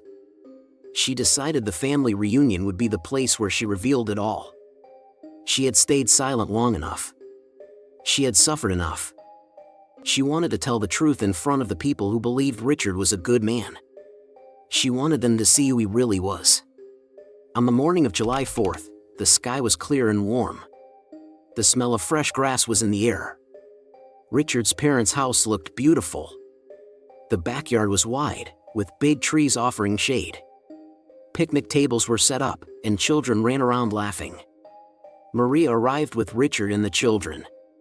She kept her face calm, even though her heart was beating fast. She had already prepared a USB drive. It held a short video with clips of everything she had recorded. The day went on as usual. People laughed, shared stories, and the smell of food filled the air. Richard smiled, greeted everyone, and acted like a proud husband and father. He had no idea what was coming. Maria stayed close to their children. She watched everything quietly. Her mind was steady. Her moment was coming. She had to time everything exactly right. As the sun began to set and the family gathered inside for their usual slideshow, Maria knew the moment had come. The living room was full of Richard's relatives, everyone sitting comfortably and ready to watch the yearly collection of family memories. Maria felt her heartbeat speed up, but she stayed calm. She stood quietly in the back while Richard's father set up the projector and connected the laptop to the screen. When the room went dark and everyone focused on the screen, Maria made her move. She walked over to the laptop as if she was just fixing a small problem. She slipped her USB drive into the computer without anyone noticing and quickly found the file she needed. With a steady hand, she pressed play. Maria had planned everything carefully. Now, with all of Richard's family watching, there would be no way for him to escape. The projector clicked on. The quiet sound of the machine filled the room as the screen lit up. Richard's father smiled at Maria, thinking she had made something special for the family, maybe a sweet memory video. But what appeared on the screen was not a happy moment. It was not what anyone expected. The video was not clear, but it was clear enough. Richard was on the screen, and he was not alone. Lisa was there too. Everyone could see who she was. The video showed them together inside Maria and Richard's home, in moments that should have been private. It showed their touches, their closeness, and the quiet words they thought no one would hear. The room went silent. At first, nobody moved. Nobody spoke. They were trying to understand what they were seeing. Then gasps filled the air, and whispers began. The image of Richard as a loyal husband and loving father shattered in seconds. The faces of his family changed from warmth to shock. Richard sat frozen in place. His face turned pale. He tried to get up, but his legs felt too weak. He looked at Maria, panic in his eyes. He had never thought she would do something like this. He believed she would always stay silent, that she would protect the image of their family forever. But Maria had found her voice. And nothing could stop her now. Richard jumped from his chair and rushed toward the laptop, desperate to stop the video. But Maria stood in front of him. She blocked his path. Her eyes were steady and cold. She did not need to say anything. Her look said it all. This was only the beginning. The video kept playing. Now the sound recordings began. The room filled with Richard's voice. Everyone heard him sweet-talking Lisa, making promises he never thought anyone else would hear. With every passing second, Richard felt smaller. He had lost control, and Maria had thought of everything. The room's mood changed. Shock turned into disgust. Richard's family, who had once supported him, now stared at him with disbelief. His parents sat still, unable to speak or even look at him. His brothers and sisters exchanged looks, trying to understand who this man really was. Then Richard lost control. He lunged at Maria, his face full of anger. But his older brother James jumped in. He held Richard back, protecting Maria. Even in his anger, Richard could not change what had already happened. Everything was falling apart. Maria stood still. She had expected all of this. She had thought through every reaction. While Richard crumbled, she stayed calm. She had waited for this moment. When the last recording ended and silence returned to the room, Maria opened her bag. With the same steady hands, she pulled out a stack of papers. She had prepared them weeks ago. Without saying a word, she threw the divorce papers at Richard's feet. Her terms were clear. She would take full custody of their children. Richard would lose half of everything they had built together. There would be no talks. No begging. No more chances. The truth had already spoken. In the weeks that followed, Richard's life fell apart. The damage moved quickly. Maria, with all her proof, moved through the legal process without trouble. Richard tried to fight for custody, but his efforts were weak. He had no good answers. The judge saw the hours of video and audio recordings and had no choice. The decision was simple. The judge gave everything to Maria. On August 15, 2012, the court gave Maria full custody of the children. Richard was ordered to give her half of all their shared property. He also had to pay child support every month. The judge warned him clearly that if he missed even one payment, he could go to jail. His life, once respected and secure, had completely fallen apart. As more time passed, Richard's place in the family began to fall apart too.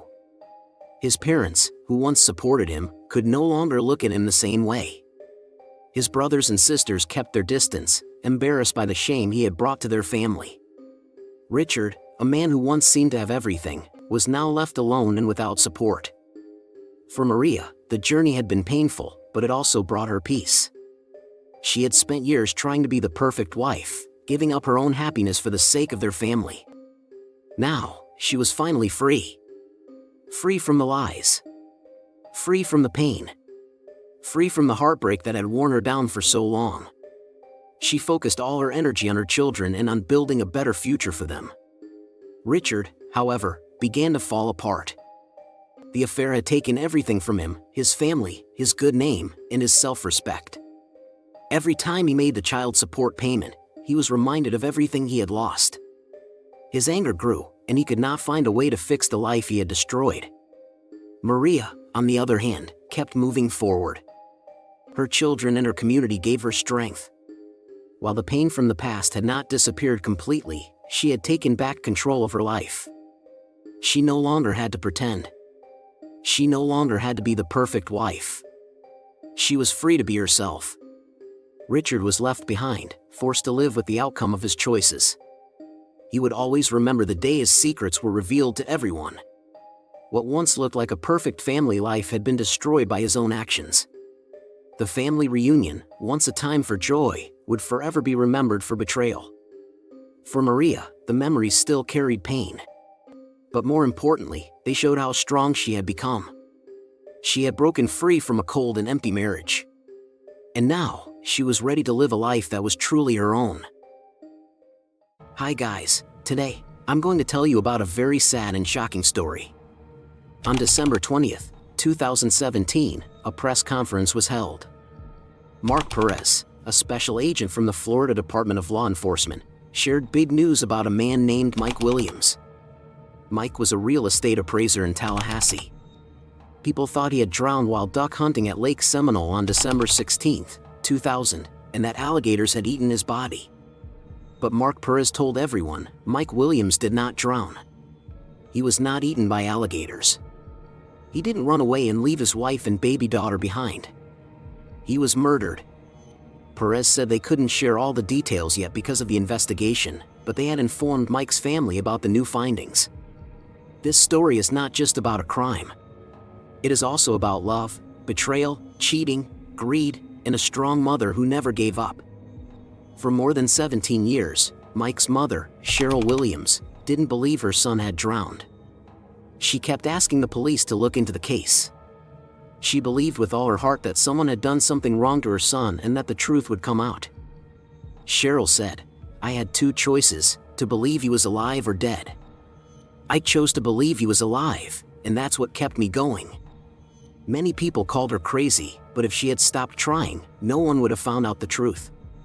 The day before the press conference, Brian Winchester, a close friend of Mike and Mike's wife Denise, was sent to prison for 20 years. Denise later married Brian. Cheryl had been right all along.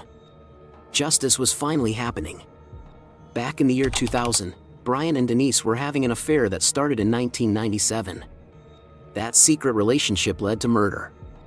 Years later, they were no longer close and didn't trust each other anymore.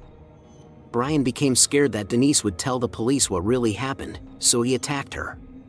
Denise fought back and asked the court to give Brian the longest prison sentence possible. Brian then decided to tell the truth. He made a deal with the prosecutor.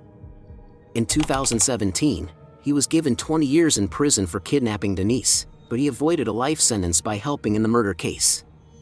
Denise had no idea that Brian had told everything to the police. He admitted that he helped plan the murder and hide the truth for 17 years. In return, he wouldn't be punished for his part in the killing.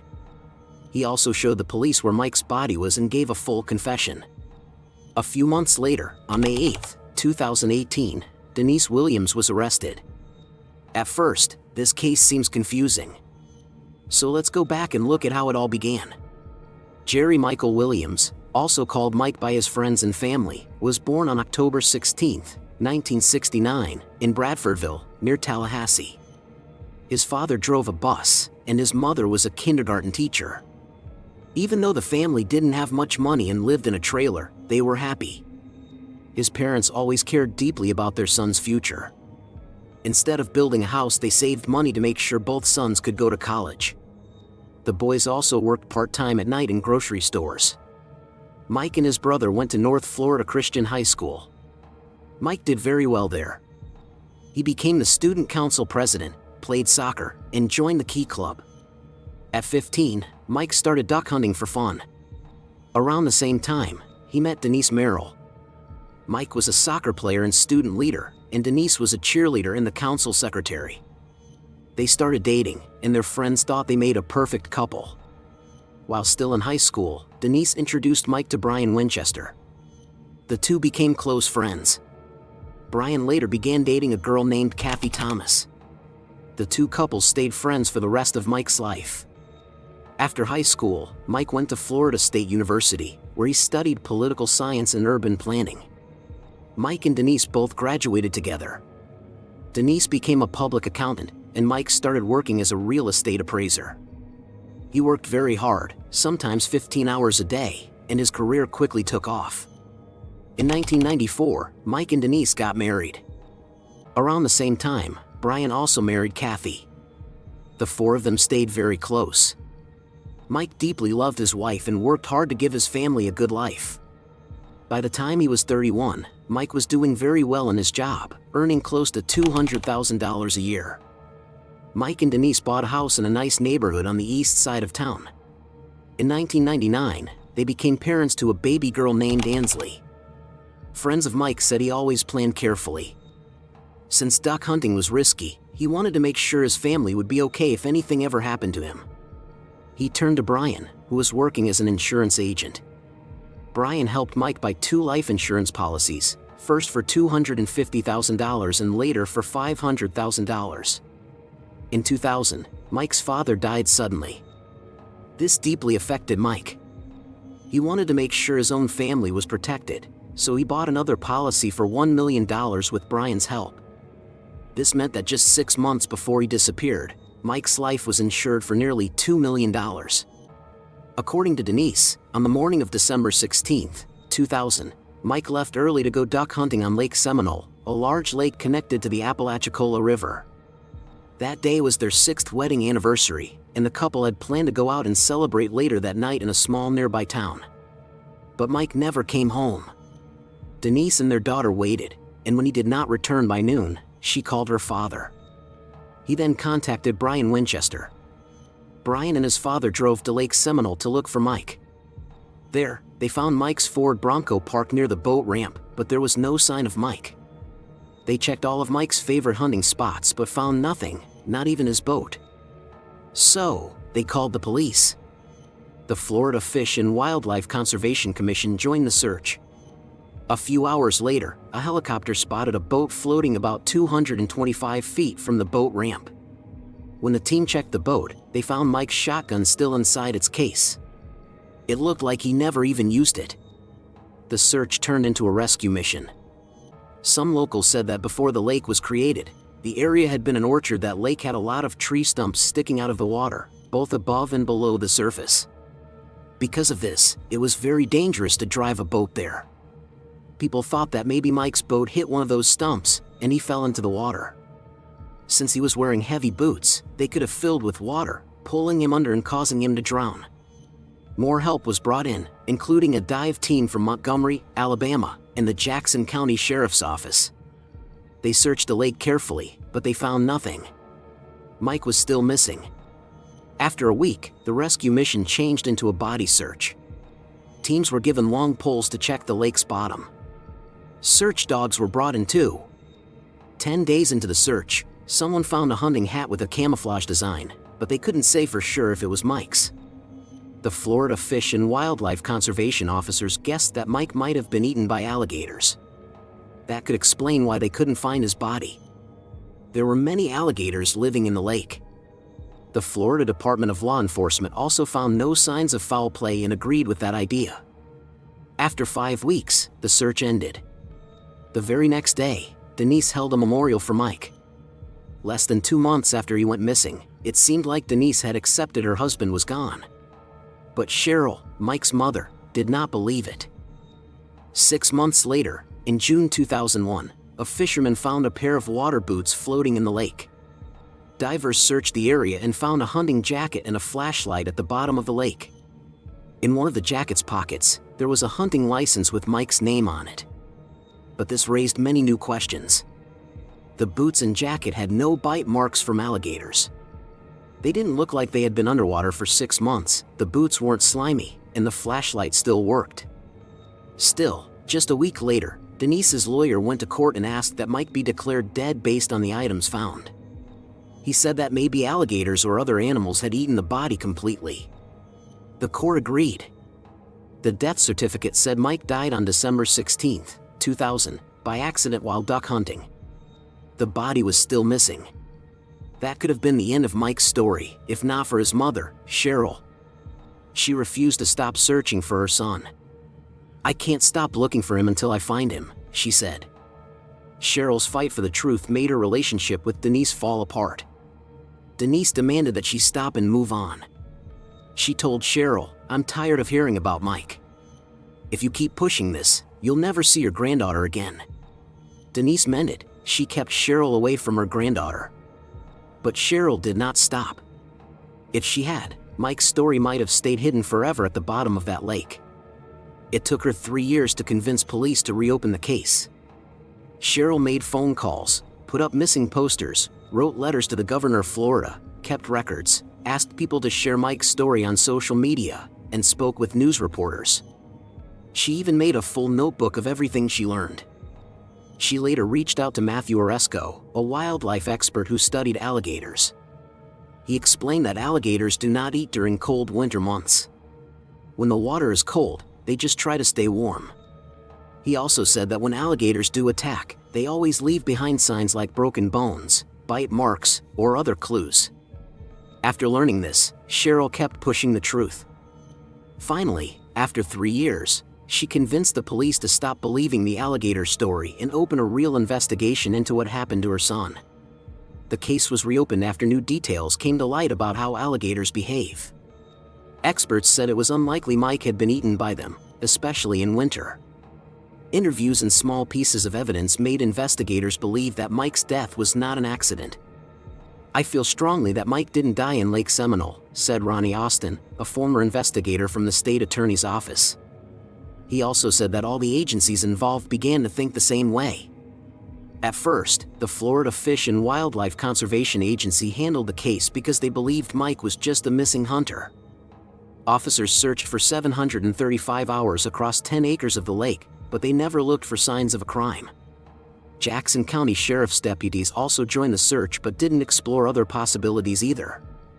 Later, police interviewed people involved in the original search. Officer David Arnett, who was there that day, remembered things that seemed odd. For example, Mike usually never hunted alone. His truck was found in a remote area, not near the concrete boat ramp he usually used. He would have had to drag his boat through mud to get to the water, which made no sense. Also, there had been a strong storm that night, and it should have pushed the boat toward the east side of the lake. But the boat was found on the west side. The motor was off, but the gas tank was still full. If Mike had fallen out while driving, the boat would have kept spinning until it ran out of fuel. Sadly, by the time police started suspecting foul play, it was too late. The scene had already been disturbed by volunteers and search teams. A car that might have had clues was taken by the family without being checked. Witnesses were not properly questioned. Denise and Brian Winchester started to look suspicious. Police found out that Brian had sold Mike the life insurance policy. Later, he divorced his wife Kathy and married Denise. Denise also received nearly $2 million from Mike's life insurance. On top of that, she showed no interest in the investigation and tried to stop Cheryl from pushing it forward. She even cut Cheryl off from seeing her granddaughter. In 2005, Denise and Brian were both questioned, but they did not help the investigation. Brian claimed he was at home in bed, 60 miles away, and that his wife Kathy could confirm this. He said he planned to go hunting with his father-in-law but had overslept. Denise's answers also gave no new clues. In 2008, the Florida Department of Law Enforcement finally announced they believed Mike had been murdered. But they still didn't have enough evidence to arrest anyone. They said, "We have suspicions, but we need proof." Still, Cheryl didn't give up. Her efforts led to the Discovery Channel doing a story about Mike's case in 2011. By then, Cheryl had lost faith in the Florida Department of Law Enforcement. She believed they either couldn't or didn't want to solve the case. In 2012, Cheryl started writing letters to the governor of Florida, Rick Scott. She asked him to either give the case to another agency or assign a special prosecutor. Over 9 years, she sent 2,600 letters. That same year, Denise caught Brian cheating. They broke up, and in 2013, she filed for divorce. A few years later, they had to deal with property matters, including the appraisal of their old family home. That moment changed everything. Brian didn't want the divorce. Denise didn't want to stay in the relationship. The tension between them was about to break, and it would lead to the truth coming out. They kept arguing all the time, and the investigation into Mike's disappearance was putting more pressure on them. Brian kept calling Denise, but she stopped answering. He was overwhelmed with stress. On August 5, 2016, the same day a home appraisal was supposed to happen for their divorce case, Denise left for work at Florida State University. While talking to her sister on the phone, she suddenly noticed someone climb over the back seat of her car. It was Brian Winchester. Brian pointed a loaded gun at Denise and told her to keep driving. He said he had to do it because she was ignoring him. Denise stayed calm, agreed with everything he said, and told him she would give their marriage another chance. Brian believed her. She promised not to go to the police. That's when Brian got out of the car. He took with him a brown plastic sheet, cleaning spray, and tools, items that made it clear he had been planning something terrible. Denise had just barely escaped being killed. Right after he left, Denise called 911. Brian was quickly arrested and charged with kidnapping, a serious crime in Florida that can lead to life in prison. He was also charged with domestic violence and armed burglary. The court decided to keep him in jail without bail. Cheryl Williams, Mike's mother, hoped this would finally lead to the truth. She told the New York Daily News, "Brian is not going to let Denise walk away with all that money. I pray he tells us what really happened." And Brian did talk. To avoid life in prison, Brian made a deal with the prosecutor. He started telling everything. "At first, things were going fine, but I wasn't a good husband," Brian admitted. He said that one day, he found a note in his first wife Kathy's purse and realized she was cheating on him. He wanted revenge.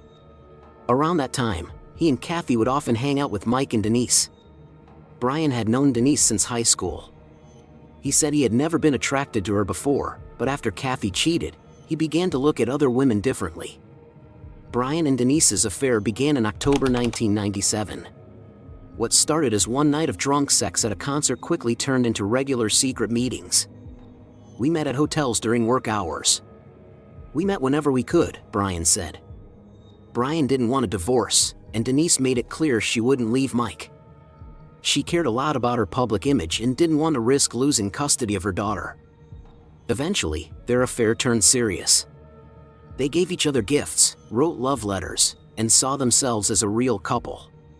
But they couldn't live like that forever. They felt they had no way out. Divorce wasn't an option for Denise. She didn't want to ruin her perfect image. Then, during a hunting trip, Mike almost had an accident. Brian saved his life. That moment gave Denise an idea, a way to escape the situation. As part of his deal with the court, Brian later revealed that by the year 2000, they had started talking seriously about killing Mike and even Kathy.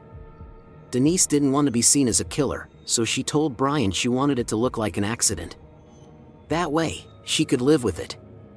They talked about different ways to do it.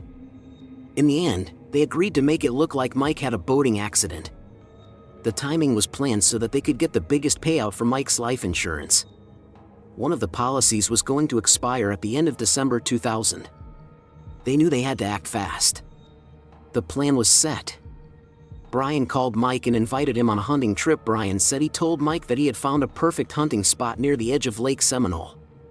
Mike thought it was just another trip with his friend and planned to return home by noon to celebrate his wedding anniversary with Denise.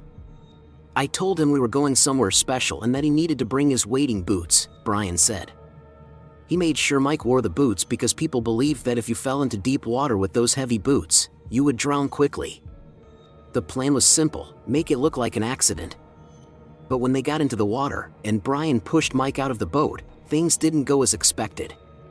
Mike didn't sink, he grabbed onto nearby tree stumps and began making his way toward the shore. Brian panicked. "I didn't know what to do," he said. Mike started yelling for help. "I was scared. I had a shotgun. I panicked, and I shot him in the head. I wasn't thinking. Everything went wrong." He realized he needed to act fast. He was supposed to be home already and getting ready to hunt with his father-in-law. Nobody knew he had gone to the lake with Mike. So Brian drove home, hoping his wife Kathy was still asleep. He entered quietly, saw his phone on the floor, got into bed, and then called his father-in-law to apologize for oversleeping. He did everything he could to make it look like he had never left the house. After that, he hid Mike's body. He later admitted that Denise didn't know Mike had been shot. Brian tried to tell her, but she didn't want to hear it. It was enough for her to believe Mike had drowned. She wanted to think it was God's will and nothing more. They both promised never to tell anyone the truth. They said they killed Mike because they couldn't be together otherwise. The money was just a bonus, Brian said in court. Investigators later learned that Brian had placed a hat, boots, flashlight, and hunting license in the lake himself. First, he did it to keep the search focused on the lake. Later, it gave them a reason to declare Mike dead so that Denise could collect the insurance money. Usually, it takes 5 years to legally declare someone dead without a body. But Denise got it done in just 7 months. With Social Security and life insurance, she received about $2 million. On May 8, 2018, Denise Williams was arrested and charged with first-degree murder, conspiracy to commit murder, and helping cover up a crime. She pleaded not guilty. In February 2019, she was found guilty and sentenced to life in prison. 5 months later, her daughter Ansley received all of her father's money and assets that had once gone to Denise. In January 2020, Denise appealed her case. Her lawyer told the court there was no proof that she had helped commit the murder. In November 2020, the court dropped the murder charge but kept her 30-year sentence for conspiracy. Denise is now in the Florida Women's Reception Center. She will be 78 when she's released. Brian Winchester is in Madison Correctional Institution in Florida.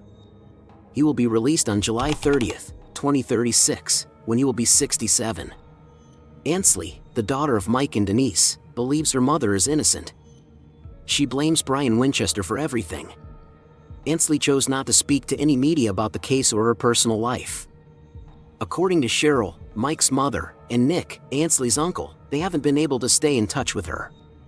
Cheryl is heartbroken. Not only did she lose her son, but she also lost her connection with her granddaughter. Thanks for watching, everyone. Don't forget to subscribe. Many more shocking stories are coming your way. Lucy Stevens was born into a life of wealth and high expectations. She was the only daughter of a successful real estate businessman.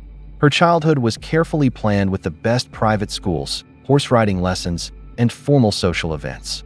From a young age, she was taught to always look perfect in public. This lesson shaped how she lived her life. Even though her life looked perfect from the outside, her home was not happy. Her father was very demanding, and her mother was always judging her. There was little space for real love or support. Lucy found comfort in her studies. She was very good in school and especially loved learning about art history.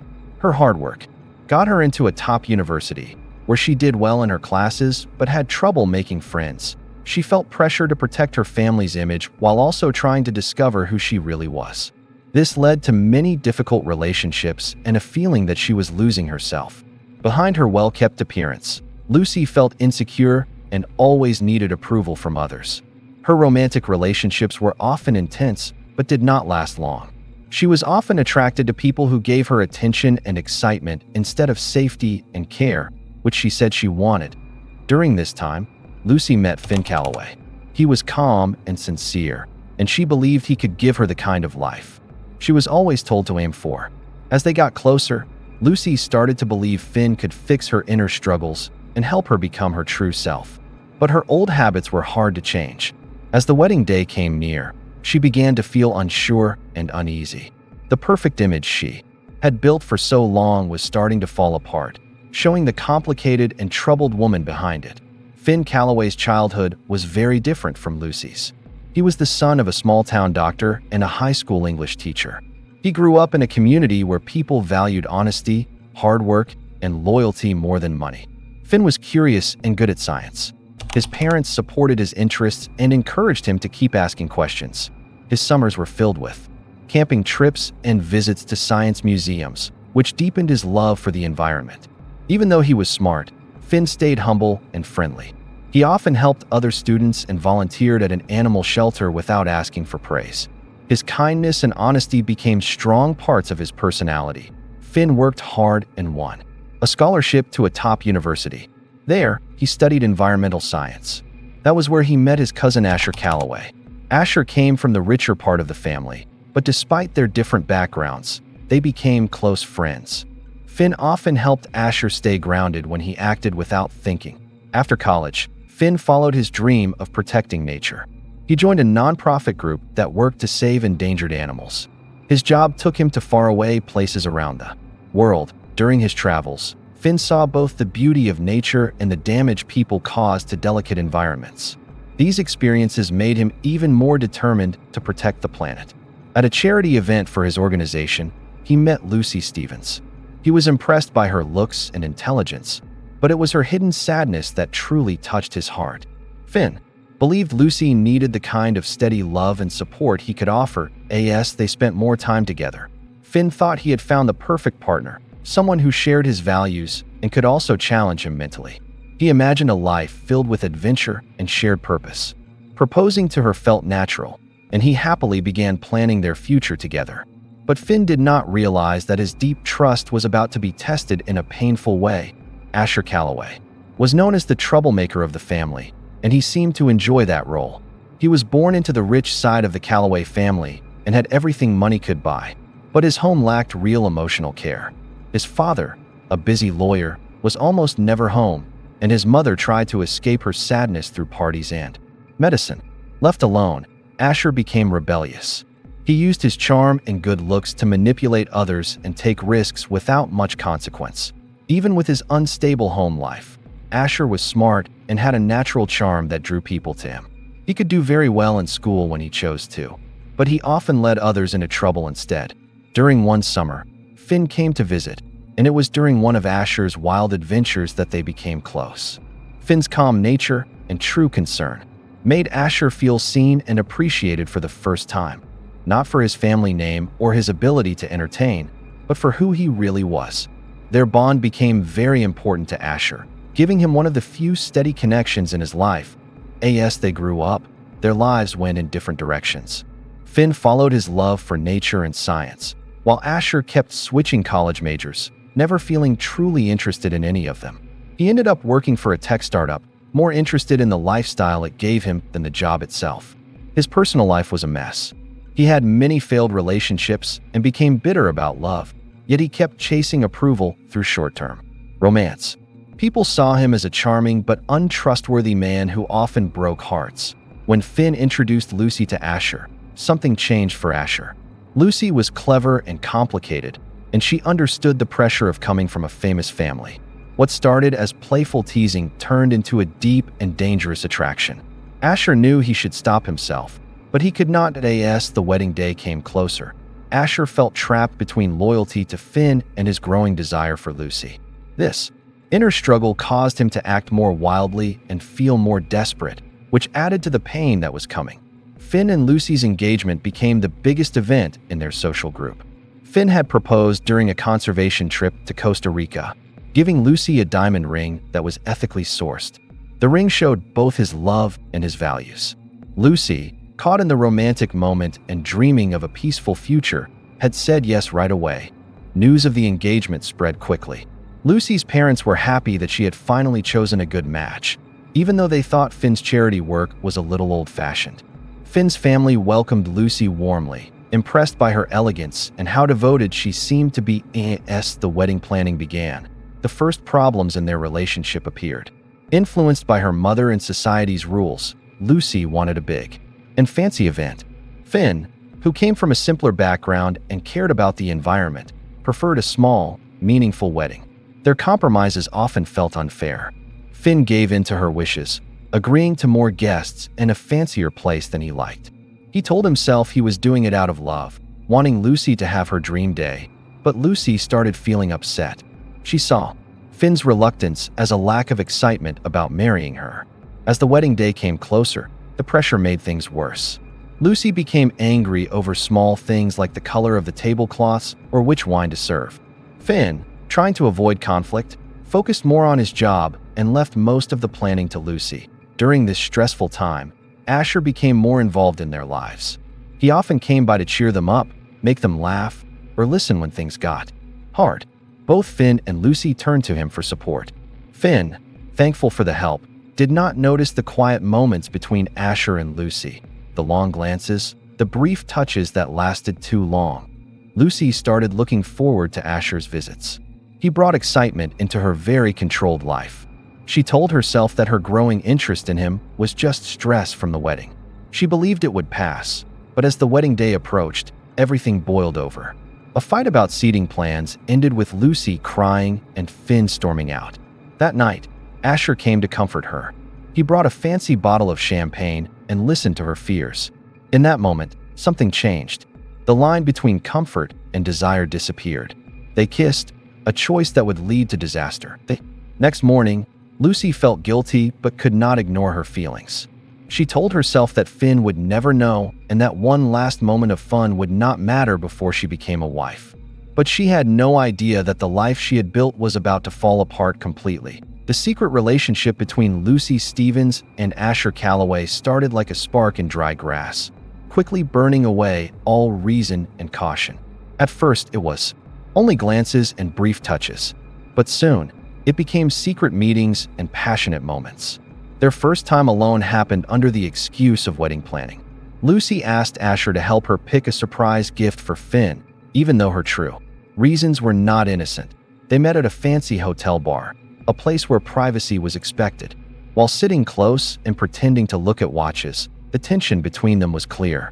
When Asher's hand touched Lucy's, all pretending stopped. Without saying anything, they went to a room Asher had already booked, just in case. Lucy felt guilty later as she lay beside Finn, who knew nothing. She told herself it was only a one-time mistake, but the thrill of doing something forbidden was too strong to ignore. Soon, they created a secret system with hidden meanings. A message about flowers meant a meeting at the hotel. A phone call about a suit meant a visit to Asher's apartment. They became skilled at finding time alone. Sometimes it was a quick meeting in Lucy's office or a passionate moment in Asher's car, parked in a quiet place. The risk of being caught made everything even more exciting. They had close calls. Once, during a family dinner, they sneaked into the coat closet and almost got caught when Finn walked nearby. Another time, a friend of Lucy saw them holding hands in a cafe across town. They had to lie, saying they were planning a surprise party for Finn. As the wedding day got closer, their affair became more intense. Lucy started comparing Finn to Asher and always found Finn lacking. Asher was full of surprises, while Finn was steady. Asher felt risky, while Finn felt safe. Lucy began to question her choices and the life she thought she wanted. Asher also started to feel more than he expected. What began as a game or a challenge turned into something deeper. He pictured a future with Lucy. He ignored the fact that this would hurt his cousin Finn, pretending that problem did not exist. Both Lucy and Asher felt guilty when they were calm. They knew they would hurt people if their secret was found out. But in moments of passion, guilt disappeared. Their feelings became stronger than their sense of right and wrong. Over time, they started to believe in a dream they knew could never last. They made promises they knew they could not keep. They talked about love, even though it had no future. Meanwhile, the wedding date kept getting closer, like a ticking clock neither of them knew how to stop. Finn Calloway had always trusted his ability to understand people. It helped him succeed in his conservation work, where reading emotions and handling complex situations was important. But when it came to the betrayal happening right beside him, Finn failed to notice the T first. The signs were small and easy to ignore. Lucy became too attached to her phone. She would quickly hang up. When Finn entered the room, she was more easily annoyed and said it was because of wedding stress. Sometimes he smelled cologne that was not his and not familiar. Lucy said it belonged to a new co-worker at the gallery, but it was Asher's strange behavior that made Finn start to wonder. His cousin, who used to enjoy being around, started avoiding family gatherings. When he did come, he seemed nervous and looked guilty when he glanced at Lucy. Finn tried to ignore these signs, telling himself he was just imagining things, but the feeling of doubt would not go away. He started watching more closely. He noticed how Lucy and Asher shared looks and laughed at private jokes that excluded him. Afraid to ask directly, Finn began to investigate on his own. He did things he never thought he would do. He checked Lucy's phone while she was in the shower. He looked through her credit card statements. He even drove past Asher's apartment at night, checking if Lucy's car was there. Each clue he found felt like a stab in the heart. One night, he saw a receipt for 2 glasses of champagne at a hotel bar. even though Lucy said she was working late. He found a text from Asher that said, "Missing you," which Lucy quickly deleted. At a family dinner, Finn noticed lipstick on Asher's shirt. It was the same color Lucy had on that night. The wedding day was getting closer. Finn felt trapped in a painful cycle of doubt and denial. He wanted badly to believe that Lucy loved him, to hold on to the future they had planned. But the signs were getting too hard to ignore, and the weight of his suspicion was crushing him. His struggle began to show. He became quiet and distant, often drifting off during conversations. The work he once loved now felt pointless because of the pain inside him. Friends and family noticed the change, but they thought it was only nervousness before the wedding.